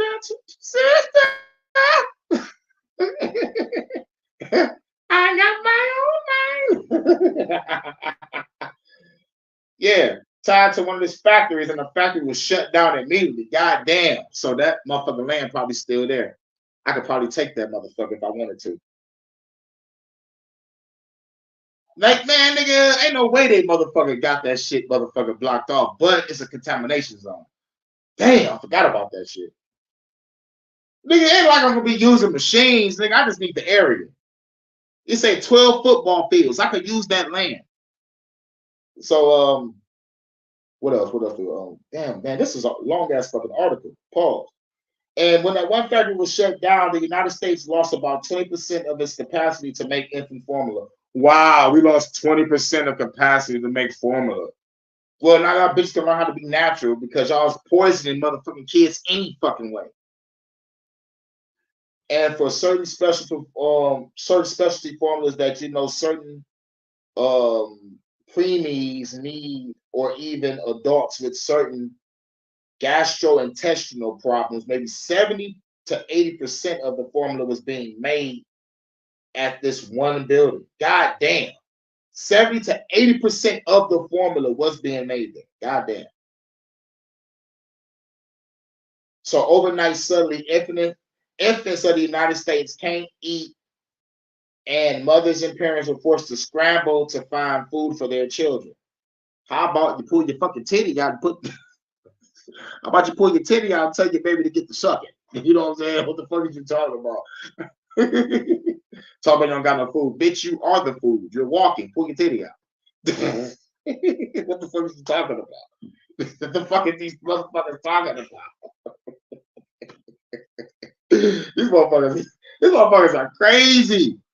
But for that place to be poisoned, 80%, like damn, like all the formula was mostly coming from that spot.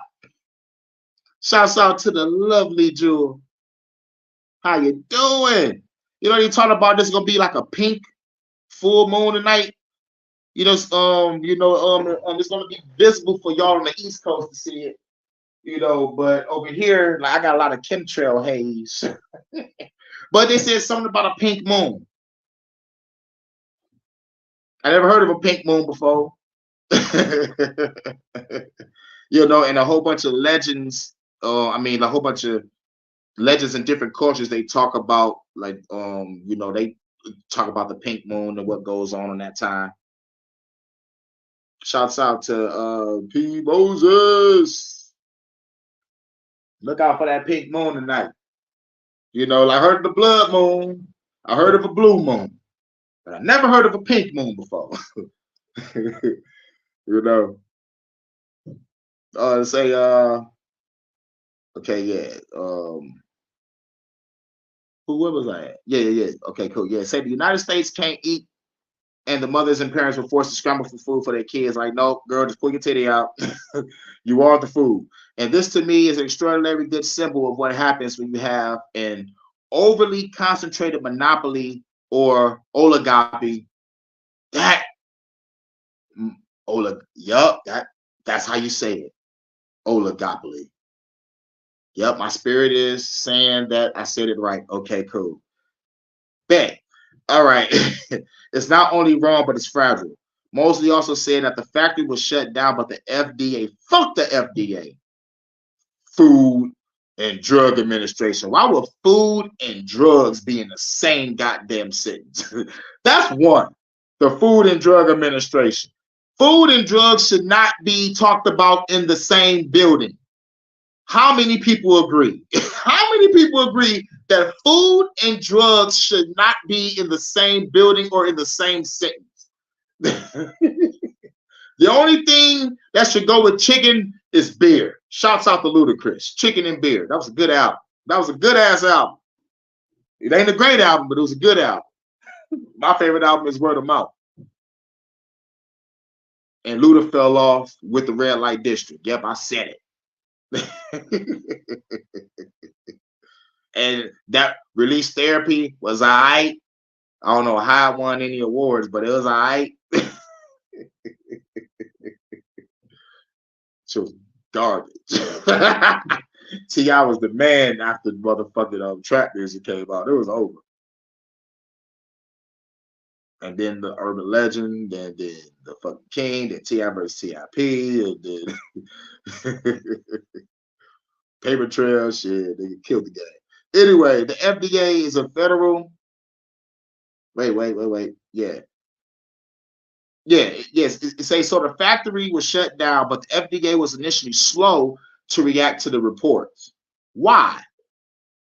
The FDA is a federal agency responsible for 80% of the food that we eat. Remember that. 80%. The FDA is a federal agency responsible for 80% of the food that we eat. Now, if majority of the motherfucking food is full of GMOs, poison, high fructose corn syrup, and a whole bunch of other fucking bullshit, the FDA is responsible. And yet, no one wants to go raid this motherfucking building with me. And fuck the FCC. What's the FCC, Kane? Federal Communication Commission. Those motherfuckers control what the motherfuckers say on television and on TV shows and movies, social media, and all this shit. And whatever. The FDA is a federal agency responsible for 80% of the food we eat. They're not responsible for meat and a few other. What the fuck? Yeah. They're not responsible for the meat and a few other products like the USDA. So the FDA is our food safety guardian. Bullshit. Food safety demon. And their food safety section has the same number of employees today as it had in 1978. 1978 was a good year. And the United States has about 100 million more people.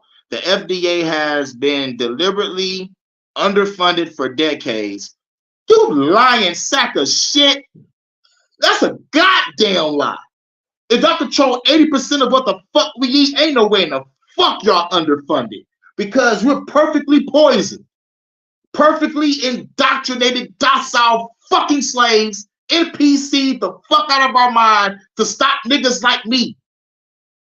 I can't wait to destroy these evil sons of bitches. Anyway, the FDA has been deliberately underfunded for decades. Industry groups have fought against any sort of tough enforcement for food and safety laws. Man, fuck the FDA. Y'all niggas just approved Bill Gates cloned meat. So you can suck my... Ooh, you motherfuckers done pissed me off. I want to destroy this fucking government so bad. I want to shoot you so bad, FDA. I feel like Ice-T off of motherfucking New Jack City wanted to shoot motherfucking Nino Brown. It's like, I want to shoot you so bad. What is it? All right. Hold on, calm down. It's like, and so the FDA got a warning in October that there was potentially dangerous infant formula coming out of one of his plants. There was a whistleblower within the plant who sent a 34-page memo outlining all the production problems at the plant, and the FDA didn't do shit about it. They met with him, they dismissed his concerns, and his plant just kept on shipping out the questionable product. Like I said, they don't give a fuck, nigga. We need to poison the people. And what better way to poison these motherfuckers by poisoning their fucking babies? You feel me? They're killing our children. And still, no one wants to go raid these motherfuckers with me. What is going to have to take? What is going to take for y'all to be like, you know what? Hurricane's right. Let's go round up anybody that want to ride on the police. Pause, no didn't. Anyone want to go raid a military base real quick? Or let's do something like this. Let's go on a spook who set by the door mission. Let's infiltrate law enforcement, secret service, military, every field that the government is in, learn all their ways from within, come back to the hood and liberate it. How about that? Since y'all don't want to go shoot nobody with me. Let's go have an infiltration mission. I call it the spook who sat by the motherfucking door. But nah. The FDA didn't do shit. They just met with them, dismissed the concerns, and the plant just kept shipping out the poison.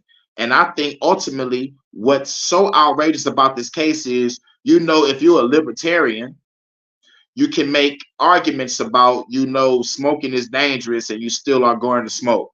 Didn't I just talk about that earlier? I was like, you can put out products that say, warning, this shit may cause cancer and birth defects. But motherfuckers will still buy it. But we're talking about the most innocent and vulnerable members of our society we're talking about. The babies. Yeah, the babies. Infants. And the ones who are most vulnerable to this pathogen.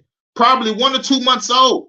And this company was using equipment. One of the FDA officials who then began touring America's infant formula plant said that again and again, he'd go into these plants and the machinery was older than he. I was working at a motherfucking Uncle Ray's potato chip factory. The machines was older than shit. It felt like I was fucking with a machine from the goddamn 50s or 60s. Real shit. It's always shutting down. Then you got like a 30 or 40 minute, you know, time to motherfucking break while they fix the machine and shit like that, man. And he's in his early 60s. God damn. So if it was older than the nigga that was in the 60s, what the fuck? We need a new motherfucking power plant, my nigga. And this plant was using equipment that was 60 years older. There were leaks, water leaks, and it had all kinds of incredible food safety lapses. But because of the concentrated power of these companies, they're allowed to keep shipping it. And by the way, that company, Abbott Nutrition, remains one of the largest manufacturers of baby formula. Nobody from that company was sent to fucking prison. Nobody you know. To my knowledge, nobody was fucking fired. But they're running a company. They were running a major factory supplying 1/5 of our formula in completely unsanitary conditions. And this reminds me of the late 19th century when Upton Sinclair wrote The Jungle. That's what you get when you have an unchecked corporate fucking power. Shouts out to Sunkissed. Shouts out to Sunkissed. There's a lawsuit out for children that suffer medical conditions from certain formulas. Yep, all right, that's what's up. A friend of mine filed and is going through the process now. I hope you win. I hope you fucking win. I hope y'all win. I hope y'all fucking win. I want y'all to enjoy that money. And it's time to get back in tune with nature. Like it's time for ladies to pull out your breastises and start feeding them children. Fuck that formula. Baby, it's time to go natural. But it hurt. Bitch, you better take that pain. Yeah.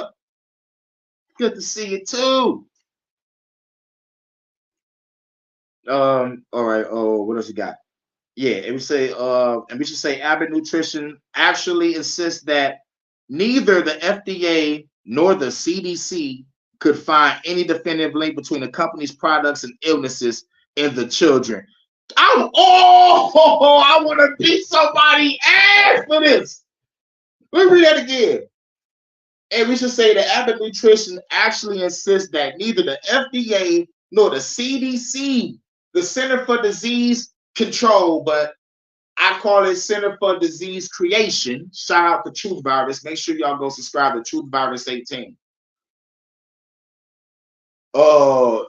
It's like the FDA and the CDC, which is the highest levels of this motherfucking type of operation, couldn't find no links. But since then, the government has instituted some safeguards. They're now saying that cases of babies getting sick from this pathogen must now be reported to the CDC. Oh, now you want to say, hey, yo, nigga, start making reports. There's too many parents out here complaining. Oh, my God, I want to kill a motherfucker. It's like, yeah. And again, this is a pathogen that's primarily spread, or the main source of the spread that we know is infant formula. But nobody was even counting how many cases was occurring except for Michigan and Minnesota. And I just want to say about Abbott Nutrition, they found this type of deadly pathogen in that plant, but they couldn't find the exact genotype that the infants who were sick. But they did shut down the plant from February until July and made some major changes to their operations. There's no question. I read the inspection reports of the plant, and you would not want your infants having their food manufactured in the conditions that were described by one of the whistleblowers in the inspection report. It's kind of unbelievable to me that a factory making infant formula could be allowed to continue in that state. Man, y'all need to read the John D. Rockefeller's Secret Covenant. I need y'all to read that after this live, because y'all probably think that this is an accident why these plants are fucked up. No, this was done purposely. John D. Rockefeller want us dead, but it's like a slow, agonizing, painful, suffering type of death. He also said, I don't want a nation of thinkers. I want a nation of workers. We're going to create these indoctrination camps called school to create this machine that I need. And we're going to create poisons, and then we're going to act like we're healing them, but we're really poisoning them some more. Even the phone agrees, because, for example, the motherfucking way to cure cancer is with more radiation. How can you get rid of radiation with more radiation? Once you heal from that radiation, now you got to heal from the radiation that saved your ass. So smoke some weed because it heals you.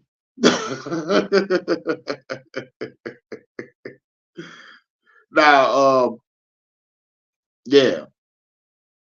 Let's say Mosley was like, let's take a short break. If you're if you just joined us, I'm talking to the investigative journalist and author Eric Schulzer about his new article from The Atlantic that explores how mergers and acquisitions have decimated competition within the food systems and supply chains. We'll continue our conversation after a short break.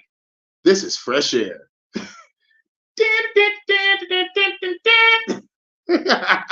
I don't know why I hear music. This is a long ass fucking article. All right, soundbite of Julian Lane Group's Iowa. They actually got this shit. Fuck it. Let's read it. Fuck it. This is HHN fucking news. Let's go. This is Fresh Air. And today we're talking to investigative journalist, author, and filmmaker Eric Sosa about his most recent article, The Atlantic, Do We Really Want a Food Cartel? Which explores how mergers, acquisitions, and very little regulation have all but decimated competition within the food systems and supply chain. Sosa also has written books including Fast Food Nation, Reefer Madness, and Command and Control. This title of this article is Do We Really Want a Food Cartel? Which is pretty provocative because it signifies that these companies are colluding with each other and also agreeing to compete with each other. Like I always say, they own both sides of the goddamn war. So if they're doing it on the both sides of the war across the world, they're doing it on the both sides of the war here on our fucking soil. Republicans and Democrats, two wings of the same goddamn bird. And we already just heard about the corporations that run the food industry. There's only like four. There is no competition. All right. Where was I at? Okay. Compete with other to dominate the market is what's happening right now. Okay, cool. Back to Schultz. Schultz agreeing not to compete. Absolutely. I mean, we had a handful of companies that controlled the American economy in the late 19th century and in the early 20th century. And then we got antitrust. There's a movie called Antitrust. I want y'all to check that out. We got trust busters, these big trusts like the beef trust. Oh my God, I gotta say pause. Pause, no Diddy. Were broken up, and now Upton Sinclair wrote about the beef trust. Pause, no Diddy. That control beef. Pause. All over the United States, and today, the 85% control of the market by the four meat packing companies. Pause.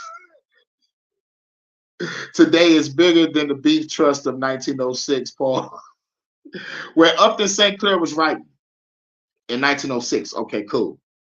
But that was broken up in the 1970s. The four biggest companies control maybe 23 to 25% of the market. And if you were a rancher, you had a competitive marketplace for your cattle. And one of the statistics, one of the group statistics, that's just, I think, appalling in sense of Reagan administration. Fuck Ronald Reagan for bringing in crack, because it was the Reagan administration that really got rid of the active antitrust enforcement. Since the Reagan administration, we lost half of our cattle. Ranchers, we've lost 90% or more of our hog farmers and our dairy farmers. Yeah, damn. Fuck you, Ronald Reagan. Not only you brought crack into the fucking black community, but you fucking disrupt what farmers have to fucking go through. Ronald Reagan, you deserve that shot. I wish you would have died that day. But no, you survived. Fucker.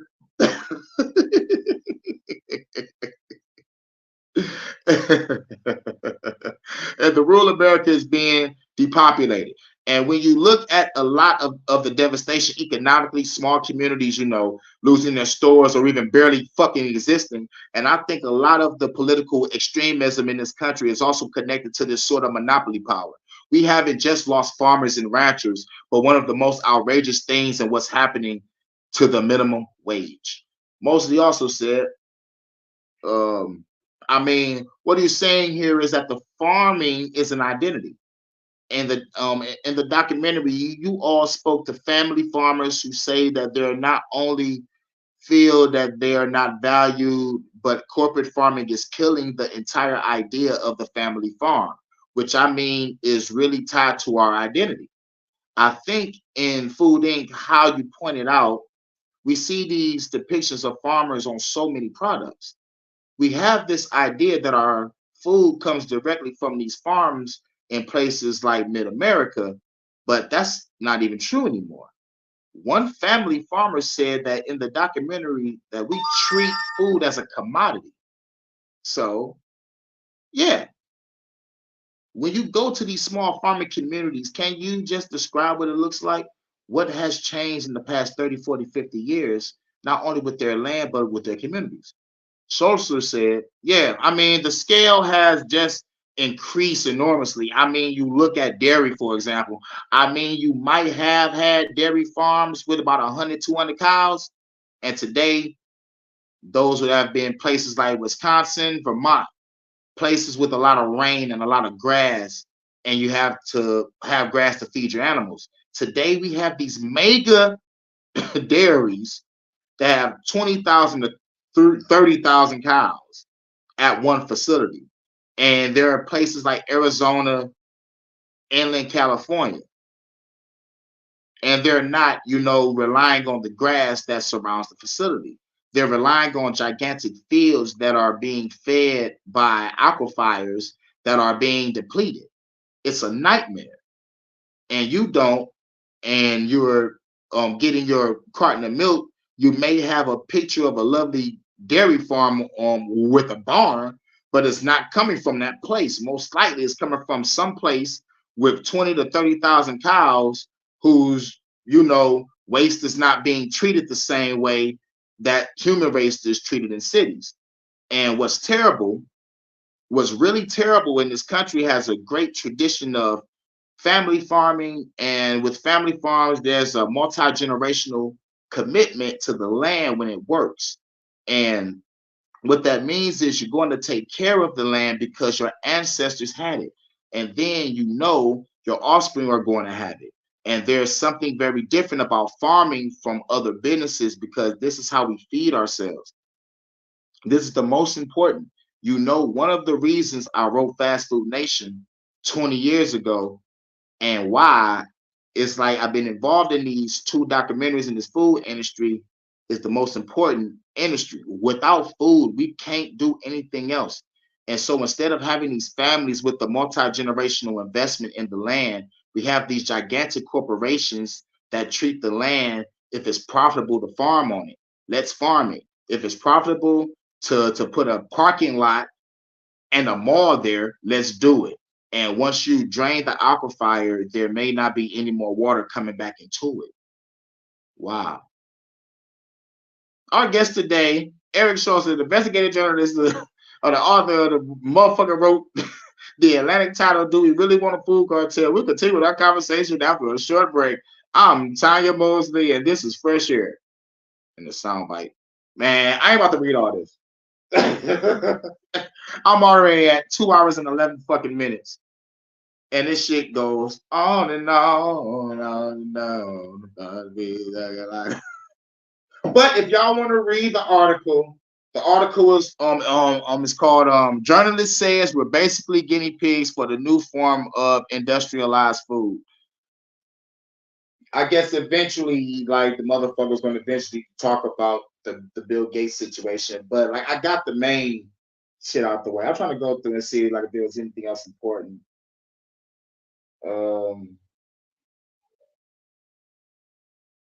All right, this motherfucker go off into talking about immigrants.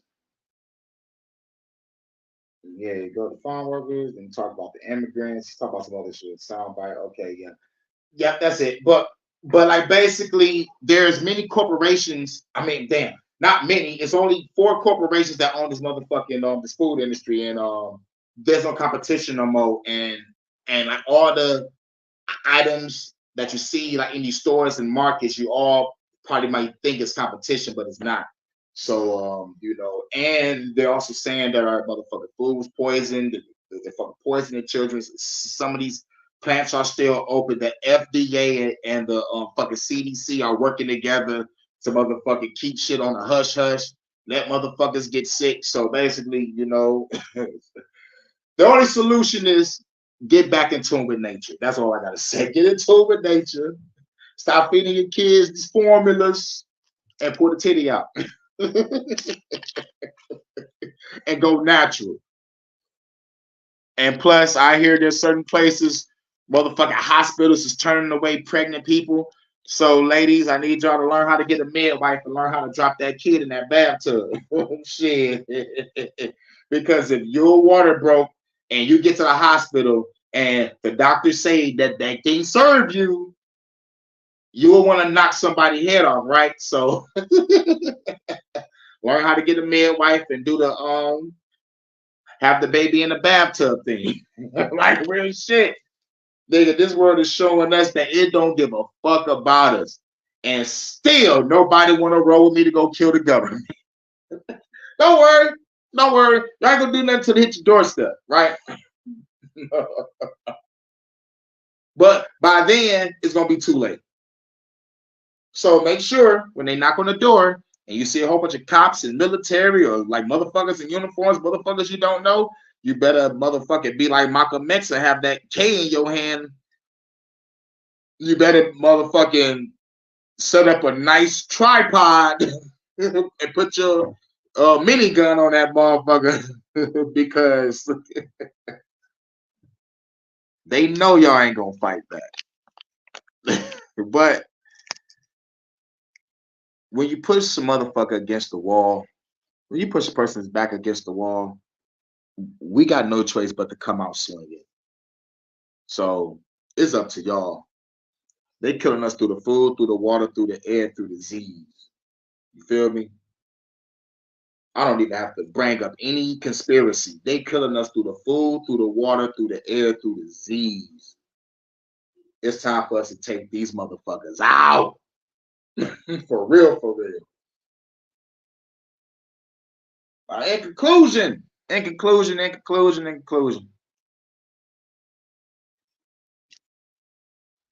Shouts out to all y'all for coming through. In conclusion, we got to care about ourselves. We got to care about our children. We got to care about our motherfucking life. You know what I'm saying? We got to motherfucking every day. We must try to do something that's best for us rather than just motherfucking getting enlightened, going within to bring out that courage so y'all can fight this government. Because nigga, I can't do this shit alone. I could be the baddest motherfucker in the room. I could be Kobe fucking Bryant. And y'all the rest of the Lakers. It takes a team to win a championship. You feel me? It takes a team to win a championship. I can't do this shit alone. But if I do, and I die, y'all better start this fucking revolution. That's what it got. For real, man. And even if y'all don't or do, energy cannot be created nor destroyed, just transferred. Best believe if I have to possess a motherfucker, if I have to possess a motherfucker, man, shouts out to Low Key. He said, if I was to keep one memory, if I was to leave this motherfucking earth, if I was to keep one memory, it'll be destroy the government. So if they send my black ass back, I will remember that. Destroy the government. It don't matter which government, but if I have to come back to another planet or a plane of existence where there's tyranny, man, best believe I'm going to destroy that motherfucker.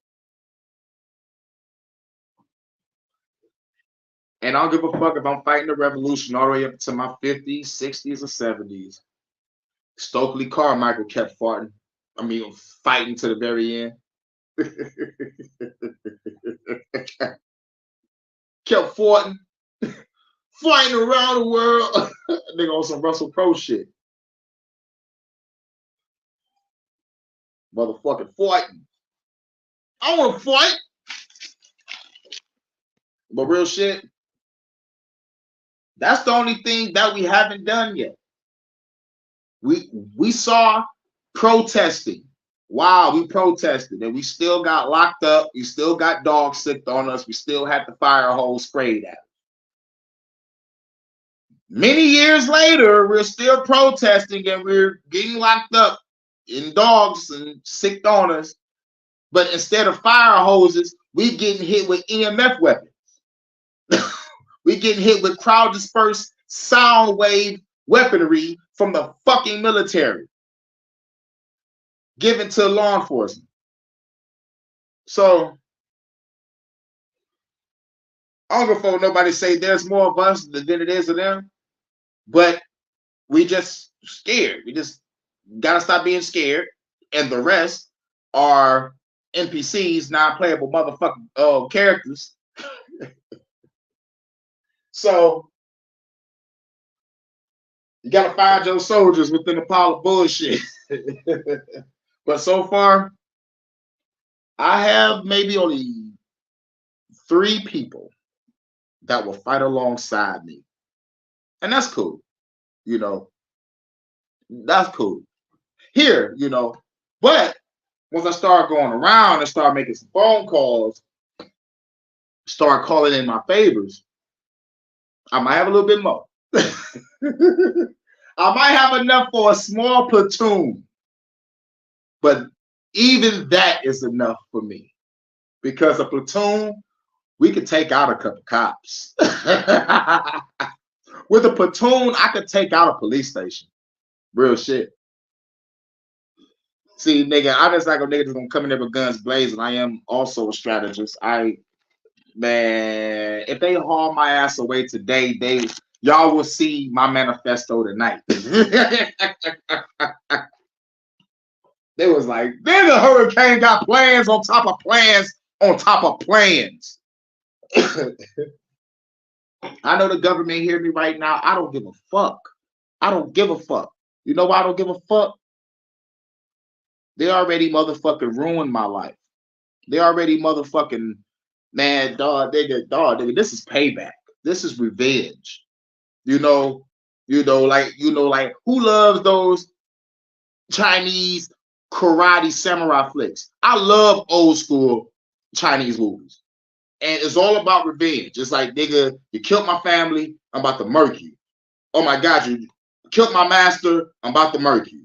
Well, in my case, you bought motherfucking drugs in my community.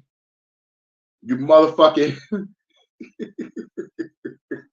you bought guns in my community. You COINTELPRO'd everything. Nigga, this is payback. Mostly because of my personal trauma. Even though it was still up to my mama to be like, no, I will not smoke crack. But no.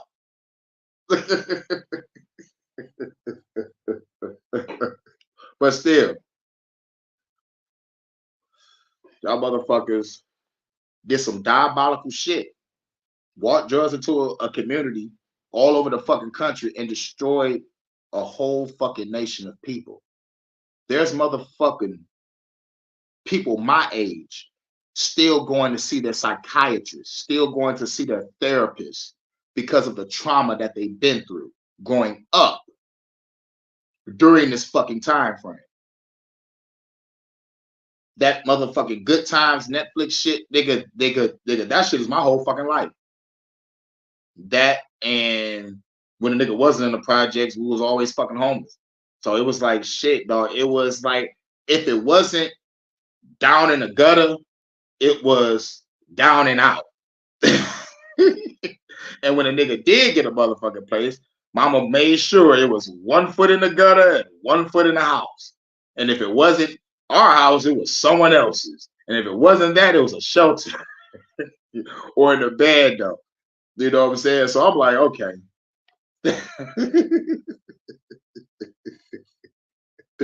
I want motherfucking revenge. You know? And then after doing research and after being on my own, then I realized it ain't just about me. It ain't about me and my personal trauma. It ain't about me and my emotions or my feelings. I realized that I ain't the only one that went through this shit. There's a lot of you that went through my pain. There's a lot of you that's going through pain right now by other situations still caused by this motherfucking government. There are people that really got their shit together and got money, manpower, and resources, but afraid to actually take the leap of faith and actually help the revolution because no one wants to die. Like shit, nigga, honestly, you like real shit, man. But me, nigga, I've been motherfucking dead all my goddamn life. I just started living. I just started living. You feel me? I started living in started in 2006. You know, when I finally took my life in my own fucking hands. When I finally said, fuck all this bullshit.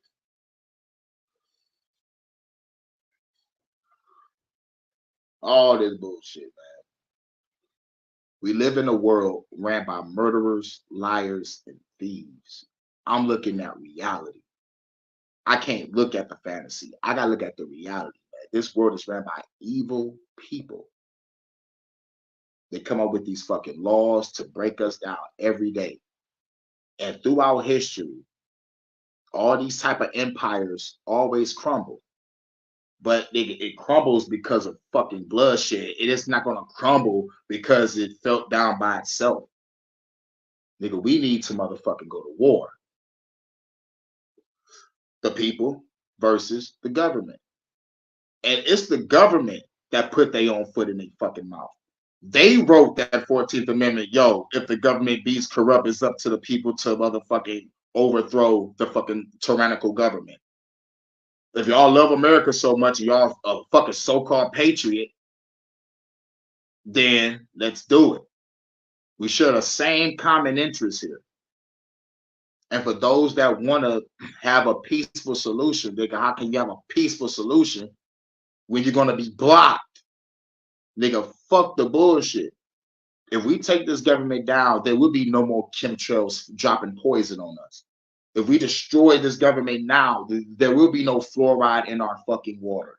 If we destroy the government now, there will be no GMOs in our fucking food. If we destroy the government now, we will shut down the CDC and all these other biochemical organizations that's creating these pathogens to kill us. All we got to do is just come together. But I understand people are afraid to die. People fear death. It's natural. It's what makes you human. But that's that hump y'all got to get over.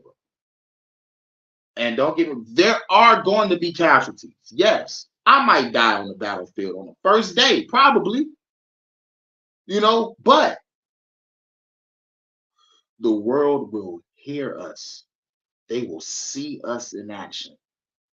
And they're going to be like, fuck it. Fuck it. Let's take down this government and let's live in peace. Because people ask, what will happen after we do take our land back? I'm going to tell you, and I'm going to look you right in your eye, and I'm going to say, you can finally live.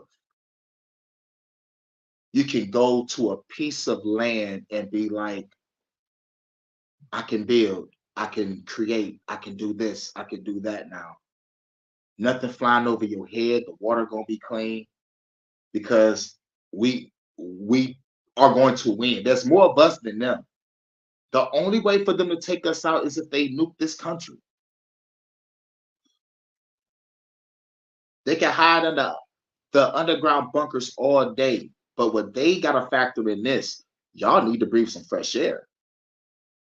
If you nuke this bitch, we got 20 years, 20 to 25 years until the air gets back to be breathable again, according to their study of a nuclear attack.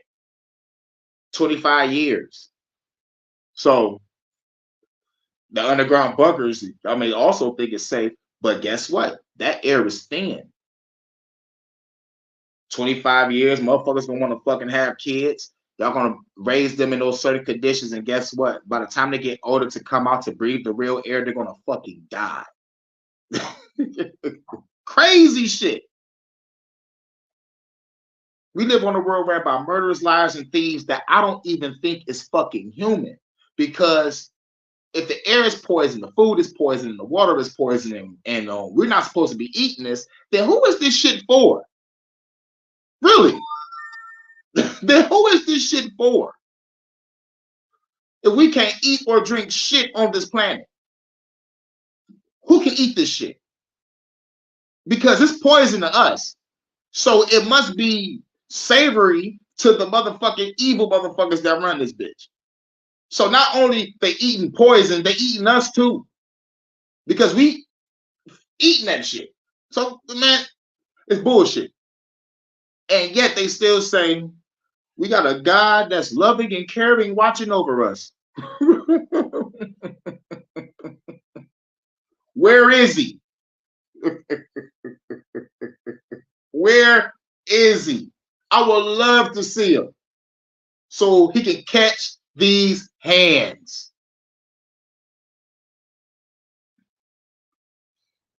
Nigga, even in your Bible, the fucking Bible said, yo, I will give you to the hands of your enemies. That sounds like God is working on the side of evil. That's in Deuteronomy, by the way. Therefore, thou shalt serve thine enemy. That's Deuteronomy. Why do we got to serve our enemies, oh Lord? Oh, because y'all niggas don't listen.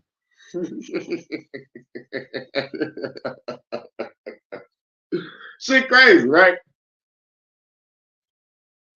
All this destruction on this planet just to come back in the book of Revelation to destroy this shit some more, worse than what we see now.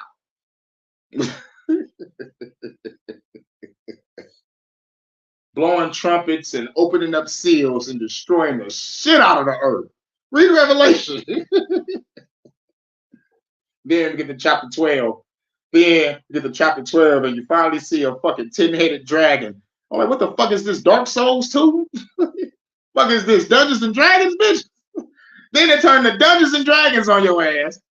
10-headed dragon, the serpent, which is the devil and Satan, chasing a bitch through the woods. I thought the earth was destroyed. How's a bitch being chased through the wilderness? Mind you, this is a giant fucking dragon with 10 heads chasing the bitch. Is this bitch a giant? Or is this bitch a regular sized human? We don't know. Then the bitch suddenly gets some magical wings and fly the fuck away. Get the fuck out of here. The fuck out of here. Look how they depict Jesus, though. Jesus said he appears as a slain lamb. You know what slain means? Slain means I just slayed the lamb and it's dead. So this nigga appears as a slain lamb with 8 eyes and a sword coming out of his mouth. Now, if you are an artist and you know how to draw a little bit, draw a slain lamb with 8 eyes and a sword coming out of his mouth. And a motherfucking Christian had to know to say, that's a metaphor. But I thought you said that the Bible doesn't have metaphors. Y'all take the shit literally. Y'all just proved me right again. It's like the Bible's full of puzzles, mysteries, metaphors, symbolisms, contradictions, parables, numerology, astronomy, like, and a splash of spirituality. That's what the Bible consists of. And the only way to understand it is to read it in those formats. I read that bitch from front to back twice and realized that there's too many holes in the story. It's like it's too many fucking holes. Like, when you a critical thinker, you motherfucker go back and start reading shit. You know, like shit. I felt like it was my mission to read it because I was so indoctrinated. And like when I finally let go of Christianity in 06, and I started doing my own thing in around 2009, I was like, all right, I need to find me a path. I'm not about to be out here just wandering. I need to find me a path. So I went back to the Bible to be like, all right, why the fuck was I indoctrinated in this? You know what I'm saying? And let me read it on my own so I can get my own feeling, my own interpretation, and to find out if the presence of the Lord is here or it's some bullshit. And come to find out, reading the Bible front to back, most Christians haven't done that. Even the phone agrees. Reading that shit front to back, I realized, okay, there's too many holes in the story. Then I started reading the Dead Sea Scrolls, which is the motherfucking shit that the Gnostic Christians had, the Gnostic Gospels. They had to motherfucking hide the shit because the fucking shit was being motherfucking taken and burned. And the Gnostics was killed for the knowledge of the motherfucking scriptures. So the Gnostic scriptures of Enoch, the book of Thomas, the book of Jasher, the book of Maccabees, and the book of the 12 tribes of Israel. Yes, even the 12 tribes of Israel has their own fucking book. And it's short books, but crazy stories, you know. And my favorite is the Secret Book of John because it talks about who's the real true motherfucking God of this motherfucking universe. And his name is Yaldabaoth, Chief fucking Archon, aka the fucking Demiurge. So I understand why the Gnostics was killed for this knowledge, because if the Christians found out who the fuck they God really truly is, they would not be worshiping that motherfucker right now. Simple as that. Simple as that. Simple as that. And I bet you wonder, if God made everything, who made God? I know we all had that question before. Who made God? Well, God comes from a woman named Sophia. Now, that's a whole nother video. I already talked about it briefly in many videos. You can go to my shit. I don't think I got a playlist for it, but just look up my Yaldabaoth video. Just go through my videos and scroll through. It's somewhere. I know I talked about like Yaldabaoth from my Majors versus Reality. Yeah, Majors versus Reality playlist is the first video, and I go off into the scriptures on other videos. I think it's like Yaldabaoth Part 1, Part 2, or whatever. But yeah, but it is what it is, man. It is what it is. And but after reading all of the Gnostic scripts and putting it together with the Bible, I was like, okay, I feel a lot better. I got the whole story. Now the question is, do I believe in this shit? And it was like, nope. So I read many other books and a whole bunch of tablets, a whole bunch of shit. That was mad dog that man. I was diving down so many rabbit holes, reading a whole bunch of shit, getting in tune with other cultures. Like, man, this is amazing. And then I came across shamanism, Buddhism. I was like, that shit connects with me. So I was like, bet. Hinduism, I just love the stories of the Hindus. I love all their fucking stories. Certain African stories was pretty amazing too. But mostly, I love the Hindu stories because I walked the path of Shiva, god of destruction. He just devote his life to peace of mind and meditation, just like me. I devote my life to peace of mind and meditation. Real shit. That's what I want. Now, I bet you wondering, like, you also want to destroy the government. There's no peace in that. You're right. But the peace comes after. Because before creation comes destruction. And I understand history. The only way for us to get that paradise is if we take down the tyranny that is in place right now. But we got to dedicate our life to it. This is why being a revolutionary is not a fucking trend. It's a lifestyle. Like after all the shit that I read, I could have just been a monk. I could have just been a fucking prophet or a street shaman. But after all the shit that I read, man, it's like, most importantly, about like reading about my ancestors and what happened on this land, and then connecting it with my life. I'm like, shit.